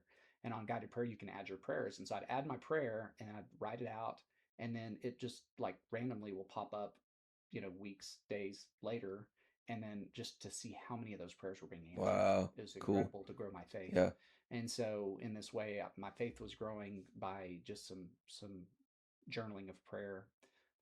So those are probably the big ones. I would say you brought up like giving, tithing. I think generosity is a generosity, yeah, place that's the that word. yeah, I think generosity is a place where we get to say, hey, like none of this is mine, it's all yours. Hmm. And so, right before the Way Forward, we went to a family camp put on by a Bible translation group called the Seed Company, Yeah, and we got to go with a couple families that we've been doing Bible translation work with for probably the last 8 years, and just reminded there that like generosity starts with the Father. Like he's generous, abundantly generous with us, and then we get to just respond in that way. And so I think practices of generosity also fan into flame our love for the Lord, and remind us we're not in control of things and we don't hold things tightly that are His. Yes. And so so that was a reminder, and something that Kim and I have come back and said, okay, like what are those practices? Where are we growing there? Are we showing that to our kids? Are we Yeah. welcoming them into it? Do they get to see that, or is it just ours privately? And so that's been a challenging one. So I would just say, like, I used to be so prescriptive of, hey, these are the things I'm going to do. Yes. And even going to that family camp, I was, or I knew that way forward, you're going to turn your phone off and leave it. Yeah. And I had this, you version streak going, Yeah. Uh-oh. and I was Yeah. like, man, I'm really afraid to lose this streak. Like I even Yeah. thought about giving my phone to Kim and asking her to like check in every day. And I thought, how religious, how Yeah. legalistic is that? Yeah. Like Yeah. like a Pharisee's heart that wants the streak Yeah. instead of wants the Oh. Lord. Yeah, dude. And so like was reminded that week that the way I go about these things is way less important than just growing in my love for Wow. Christ. And so yeah, just fanning into flame that love of Scripture and treasuring it. The seed company president said, like I throughout his time working for the seed company, he'd be traveling all over the world helping to get Bibles translated in all these heart languages for people. And he was convicted. The Lord put it on his heart one time that like, do I treasure the word for myself? Like I'm treasuring it for all these other people, but do I treasure it for myself that I wake up really wanting to be in it? Yes. I think that's the primary one, is spending time in the Word, because we know that informs us about His character and how much He loves us, and that's really the basis of that theology of like Yeah. having the right thoughts of God Yeah. informing the rest of our life. Yeah. Man, I love that. And I think a lot of times we overcomplicate it because I think at our heart, like we probably are a lot more like the Pharisees Oh, for sure. than we give off. And like oh, I in that same conversation with this dude that was nearing 50, he had said something to the effect of like in the last couple of years he read through the Bible for the first time. Oh, cool. And he was like, it was transformative. For sure. And he just said, I've never not done it Yeah. since then. That's awesome. And he was like, I never knew that like this one thing, like I mean, 50 years of life. Like I'm guessing he's read 450 devotionals, Yeah. Yeah. and like been on apps that have been, and there's bangers out there. There's really like, I mean, Charles Spurgeon, Morning and Evening, like the Pilgrim's Progress, and like what's the Puritan prayer book? Like Common book. Valley Oh yeah, Valley Vision. Valley of Vision, Yeah. like that. I mean, there's some fantastic things out there that aren't the word, Right. but they're close. Like what I mean in terms of stirring your heart and affection. But like it just kind of reawakened this truth in my heart that was just like it's not more complicated than like He has revealed Himself and He has given us an inspired word, and He's faithful to meet us through that. And so like, you know, oftentimes either myself or even guys that I like am discipling or doing life with, uh, they'll stress out and say like, I don't know where to start. I don't know what to do. I'm like, Genesis 1, start there. Like there's lots of different opinions about how to read the Bible. Is it chronologically? Is it book to cover? Is it New Testament? Old Testament? And I'm like, Just dig in. it's all good. Yeah. Just read it all. Yeah. Like and so I don't know, I think you make a really good point, and like you kind of drilled in the point even deeper of just like this became valuable to me, and it's kind of been this consistent thing because I think when you're constantly getting this well that you're going back to every day and drawing on and getting life, uh you start paying attention to all the other things. The other things kind of start, well, I'm not being intentional. I should. And like you read something in the word that, kind of convicts you or encourages you, and that day becomes part of that. And before you long, like it's like you look more like Jesus. Like um one of the things in the process of looking more like Jesus, I remembered something that we had talked about earlier, even on the last time that you and I went to lunch. I think both of us recently had gone through like moments where forgiveness like mattered. Yeah, for sure. like forgiveness mattered. And it reminded me of I'll be vulnerable with mine and just say that like I recently had a conversation with a younger guy that says something to the effect of, if this person did this, I could never forgive him, and I never would. Uh, and that statement um, sometimes can be hard to argue with Yeah. because that feels very natural. Mm-hmm. And like good luck if you watch movies, because like that's what all of our favorite movies are about, is about some dude that looks kind of like Liam Neeson or Jason Statham not giving forgiveness Uh-huh. and going the other route. Like, and meanwhile Christ goes a completely different route and offers forgiveness to someone that does not deserve it. Mm-hmm. And like that's the call for us. And so, like, I kind of wanted to ask you, talk to me about the importance of forgiveness in your life. Like, what does that look like? Before I lean into that great heavy topic, can we take a quick break? Yeah, Okay. I think so.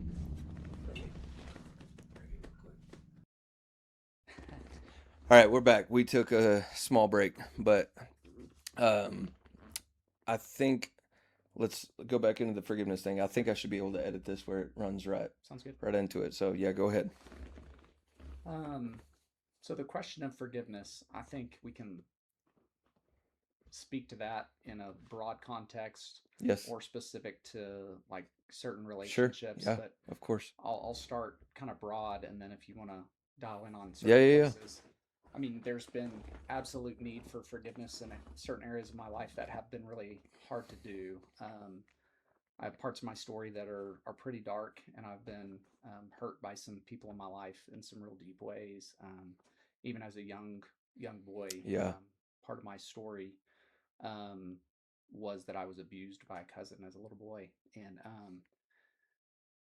forgiveness isn't something that we um, that we get to do one time, or mm, even if it's really a deep pain, like even like multiple times. yeah, It's something we constantly have to do. yeah, And man, I love what Reengage, the curriculum, has helped me figure out about forgiveness. They kind of break up this idea of reconciliation to three categories: forgiveness, making amends, and then reconciliation.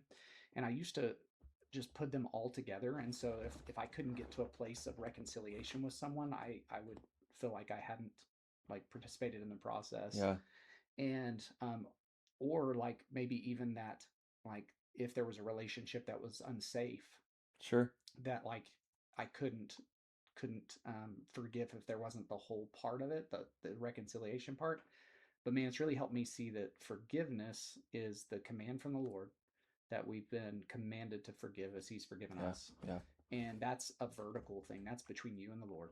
And so for me, like if I have like painful things that come up from my history, and I feel um, hurt, anger, um, fear, anxiety, if those things come up and I have these like negative emotions towards a person, the Lord constantly asks me to go ahead and forgive. And that's a constant thing. That may be in some seasons where you've been hurt. That may be a daily thing.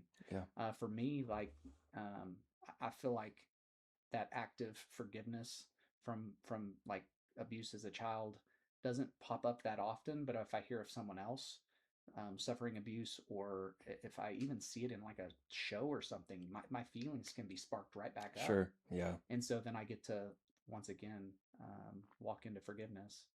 um, I even have a close relationship right now that um, is pretty broken, and really even reached out yeah, to this friend this week, like asking to reconnect and what would it look like to make peace. sure.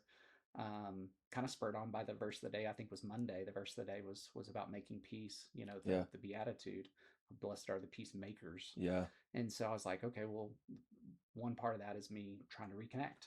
Um, so I think there's this interesting part of forgiveness that, like, when you give it to the Lord, you can release the bitterness part of it. yeah. You may not get to reconciliation. You may never get to reconciliation on this side of heaven. Right. But if you will give it to the Lord and continue to give it to the Lord, then the bitterness doesn't set in. Yes. And to me, the bitterness is the part that is so counterproductive to the Christian life. Yes. If I think about the fruit of the Spirit, you think about the list: love, joy, peace, patience, kindness, goodness, faithfulness, gentleness, and self control. If you take each one of those and you insert bitterness, it's going to keep each one of those from expressing themselves as beautifully or as Oh fully. yeah.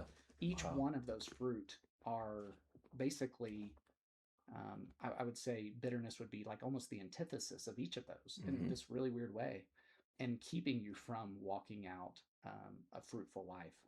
So bitterness really, I think, can't be part of the Christian life, because if we choose bitterness, we are saying that, maybe like in a weird, maybe, vertical way, that your sacrifice wasn't enough for me. Like I've got to Hmm. hold on to something Yeah. else. Yeah. That like what you took on in forgiving my sins was somehow less than this sin this other person did towards me. And I think about that parable, the parable where, there's different amounts of debts, Hmm. and like the I guess like the lord of the area like forgave a huge debt, and then that servant that had that debt went and like nailed the next servant to the wall on like the small debt. Uh-huh. The value was so much smaller than the debt he owed. I feel like that parable to me is an Yes. example of a Yep. lack of forgiveness and a bitterness Yes. that comes from that. Yeah. um, so I don't know if that even answered your question, No, Matt. absolutely. And there's just uh bitterness, I think, is one of those silent killers that you think it's not affecting you. Mm, Um, but when somebody wounds you, whether or not you were even involved in the wounding, like maybe it's a two-party situation, or maybe it was a genuine abuse situation where like you were just being hurt. mm, But in both scenarios, bitterness allows us to just isolate on ourselves and our own feelings, and you'll start having the imaginary conversation with the wheel when you're driving, and you're like, this is what I would say to this person, this is what I say, pretending you're in a maybe I'm alone, maybe I'm the only one that ever has these conversations, but having a reconciliation that is never going to happen. mhm, um, and this person is just occupying tons and tons and tons of your time, when in reality you may be occupying absolutely none of their time. mm, And I recently was given two things that you reminded me of. I was recently given, like within the last month or two, a book by a good friend of mine, and it talked. What was it called? The Traveler's Gift. And I really respect this man. And I usually don't take book recommendations. I usually don't. But I think highly enough of this man that I wanted to read this book. And so I consumed it real quick. And without going into the story of the book, one of the chapters was over forgiveness. And it's basically a fictional story of this man talking to Abraham Lincoln. mm, And uh, it's like right before he gives the big speech before Gettysburg. And um, he says to him, kind of his little the point that he's making for the chapter was, I will choose to have a forgiving spirit. mm, And Abraham Lincoln goes in and tells him, like, all of these things we just talked about, like it's occupying your mind, not theirs. Like, and but he said something really cool in there. It said something to the effect of, forgiveness is this one thing that costs so little and will reward more than anything that you think will reward. mm, And it's a secret to life mm, because so few people take advantage of it. mhm, Like everyone else chooses the easy path of wrath, anger, revenge, bitterness, and choosing forgiveness is actually the really, really hard thing to do, mhm, and it will reward you tenfold. yeah, Because it releases that burden and that demon off your shoulders of having to dwell on this person all day long. mhm, And that really meant a lot to me. And even the verse that you brought up, peacemaking. mhm, Um, I mean, I want to say this was within the last month that I picked up on that. mm, That that verse is saying, "Blessed are those that are peacemakers," mhm, um, or and some translations say peacekeeping, which I think is a travesty because I never picked up on it. Mm-hmm. Because the difference between peacemaker and peacekeeper couldn't be further. Mm-hmm. The way I understood peacekeeping is doing whatever it takes to stay out of conflict, Mm-hmm. To keep the peace. so that it looks like everything is going well. Mm-hmm. And the example that I heard in this podcast was like, you're at Thanksgiving dinner, and you know there's a racist cousin, there's a sexist cousin, there's a prejudiced cousin, and there's like an immoral cousin, like all they're just, I mean, not doing the right thing at the right time, just going buck wild. And then you've got mom that's just like, can everybody, let's just have a happy Thanksgiving and like enjoy your turkey and don't stop talking about that. And she's, but nobody's talking about any of the immorality. Nobody's addressing this situation that like is clearly happening, because we want to make sure that this looks like a pretty Thanksgiving dinner, or a pretty Christmas or a pretty Easter or whatever it is. And peacemaking would be the exact opposite. It would be seeing brokenness, seeing an opportunity to reconcile, and being willing to enter the fray. Right? Even what you did and what I've experienced before, of saying like, you know what, this is wildly uncomfortable. This could go real bad, but I'm gonna call this person. Like, I'm gonna go sit down for coffee with this person. I'm going to text this person. I'm gonna put myself out and just be really, really vulnerable, Mm-hmm. because there's an opportunity to make real peace. Mm-hmm. And I've gotten to like walk through moments like that where, you kind of have to just, I don't know, take a big risk. Like, not always. I think when it's with your spouse, it's obviously not that big of a risk. But like when you're talking like close friends, uh, especially like a fight club is really just an arena for peacemaking. Yeah. Like an arena to say like, hey man, like, and this is why I try to do fight club with people that I'm living life with on a regular basis, because what will happen often is we'll be having a great conversation. It's real, maybe just under the pie crust, but still like beneficial. And then someone will be like, hey, the other night at dinner, I heard you say that thing to your wife, and I think you thought it was a joke, and didn't sound like a joke for any of us. I don't think that that's the way that Christ calls you to speak to Mm-hmm. your wife ever. Mm-hmm. And there's moments for that, and quite frankly, I'm a better man because of those things. If you're willing to accept those things with humility. Sorry, something popped up on the computer. Your battery's running low. Don't worry, I got you. Plug it in. Came unplugged. Technical difficulties. I'm not a professional podcaster, so just let it be. But anyways, like, forgive me for that. But just kidding. Like, I think that those have been really tough moments, but I think that forgiveness really is a humongous mark of maturity in men, and I hope that it's something that like we can give to our children. Like, I hope that it's something that like they're not gonna have to walk through this, like the easy path for men, right? The easy path for men is like, what I mean, quite frankly, what this person said to me. Like, and if this person did that, I could never forgive them. Well, that's just a flat out misunderstanding of how broken you are, because you've been broken like this to other people. More than that, you've God had to send His Son to die because your sin is that egregious. Like, your insult to the God of the universe is so great that He had to give up His one and only perfect Son. And I don't know. I think that moments like that are really the mark of maturity for men. I don't think that I or you are perfect at doing it, but I think that like a willingness to enter that fray and being willing to enter that peacemaking space is a big blessing and a big sign for like what the Spirit's doing like in people's lives. It's great. One thing you said about like something about like our kids and them seeing it, and I I think that's a big part, that we can give a gift to our Mm-hmm. kids. Yeah. I think as men we often stay in a place of unforgiveness, really from a place of pride. Yeah. That it's easier to shift blame, um, and it's really hard to own things. And I think that's like even part of like the primal path. One of the Yeah, sure.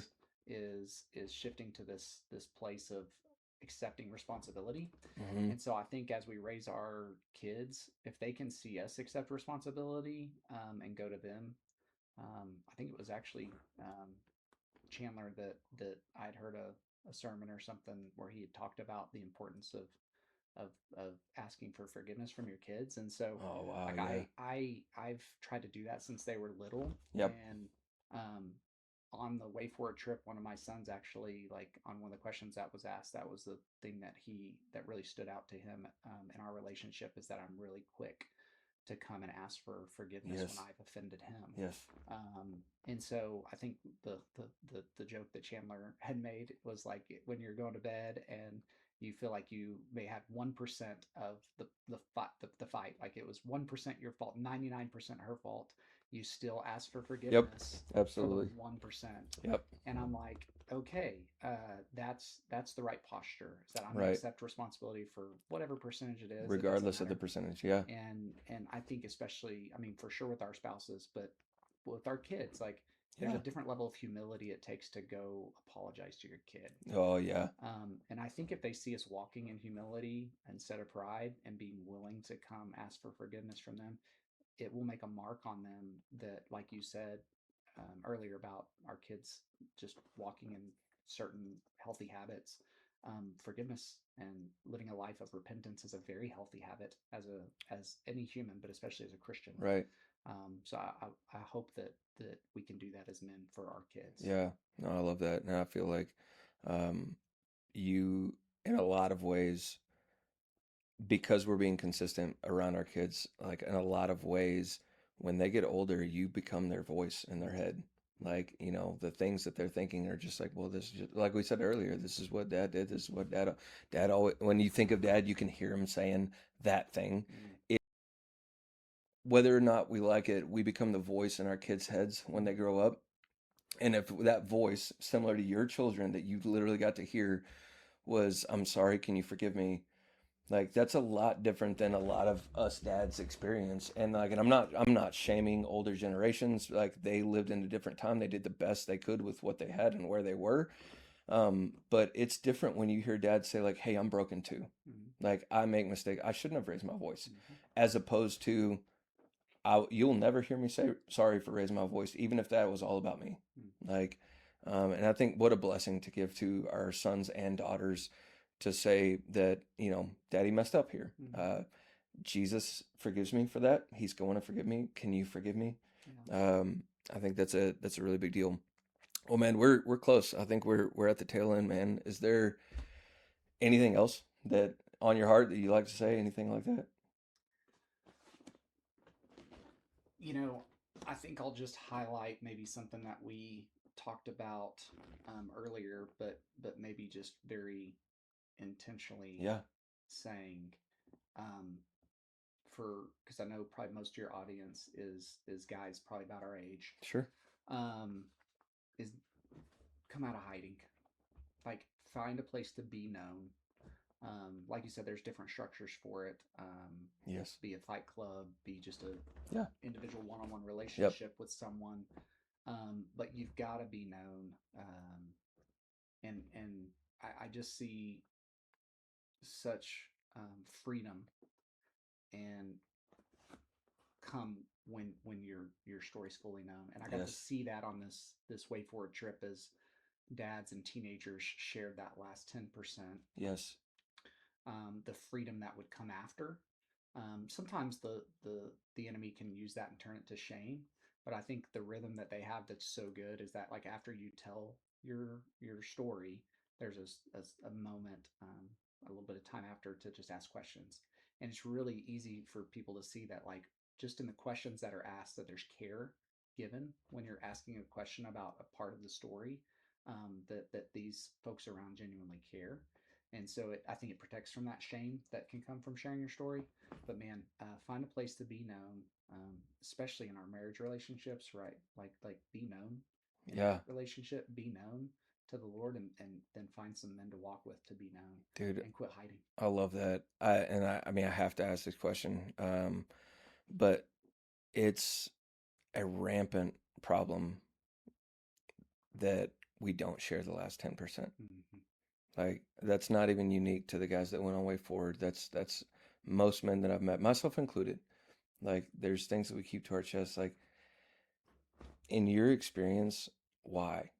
Like why? Why do you think we have such a hard time saying, you know, I struggle with lust, I struggle with anger, I struggle with greed, like I struggle with control, and like that's the thing that we don't talk about. Hmm. That's the thing we need help with, but that's not the thing we talk about. We talk about Hmm. work's been really tough. I'm having a hard time balancing my life. We talk about the things we know good and well everyone's dealing with, and so we know we're going to get a lot of maybe that's it. Maybe it's I know everyone else is dealing with this, so I'm going to have people on my team. But if I say I've struggled with lust, they might say I never dealt with it. Hmm. I don't know what. I don't think I've in the two way forwards I've done, and in Thursday morning prayer, and then other accountability groups, fight clubs. I don't think I've ever seen that. Yeah. Like we think that's the response we're gonna have, but I don't Yes. think I've ever seen the like, yeah, I have no idea what you're talking about. Especially for men, Yeah. we hide our brokenness, but I've never seen men confess to other men and that be the experience. It's always been, oh yeah, I have a similar story, or I've struggled with that as well. Yeah. Um, almost 100% of the time. Like Yes. I just can't think of a time where I've seen the alternative. So Wow. I do think that we're called to walk in openness, with some close, safe relationships. Like create a sacred space with someone, and in that sacred space, in that safe space, just be fully you. Yeah. And I think it'll reward your life. I think you asked the question of like, why do we do that? I mean, I don't know what it would be for everybody. I'd say for me, it's pride. Like, um, whether I think I have to be, you know, superior to or better than, or just be perceived as that. Sure.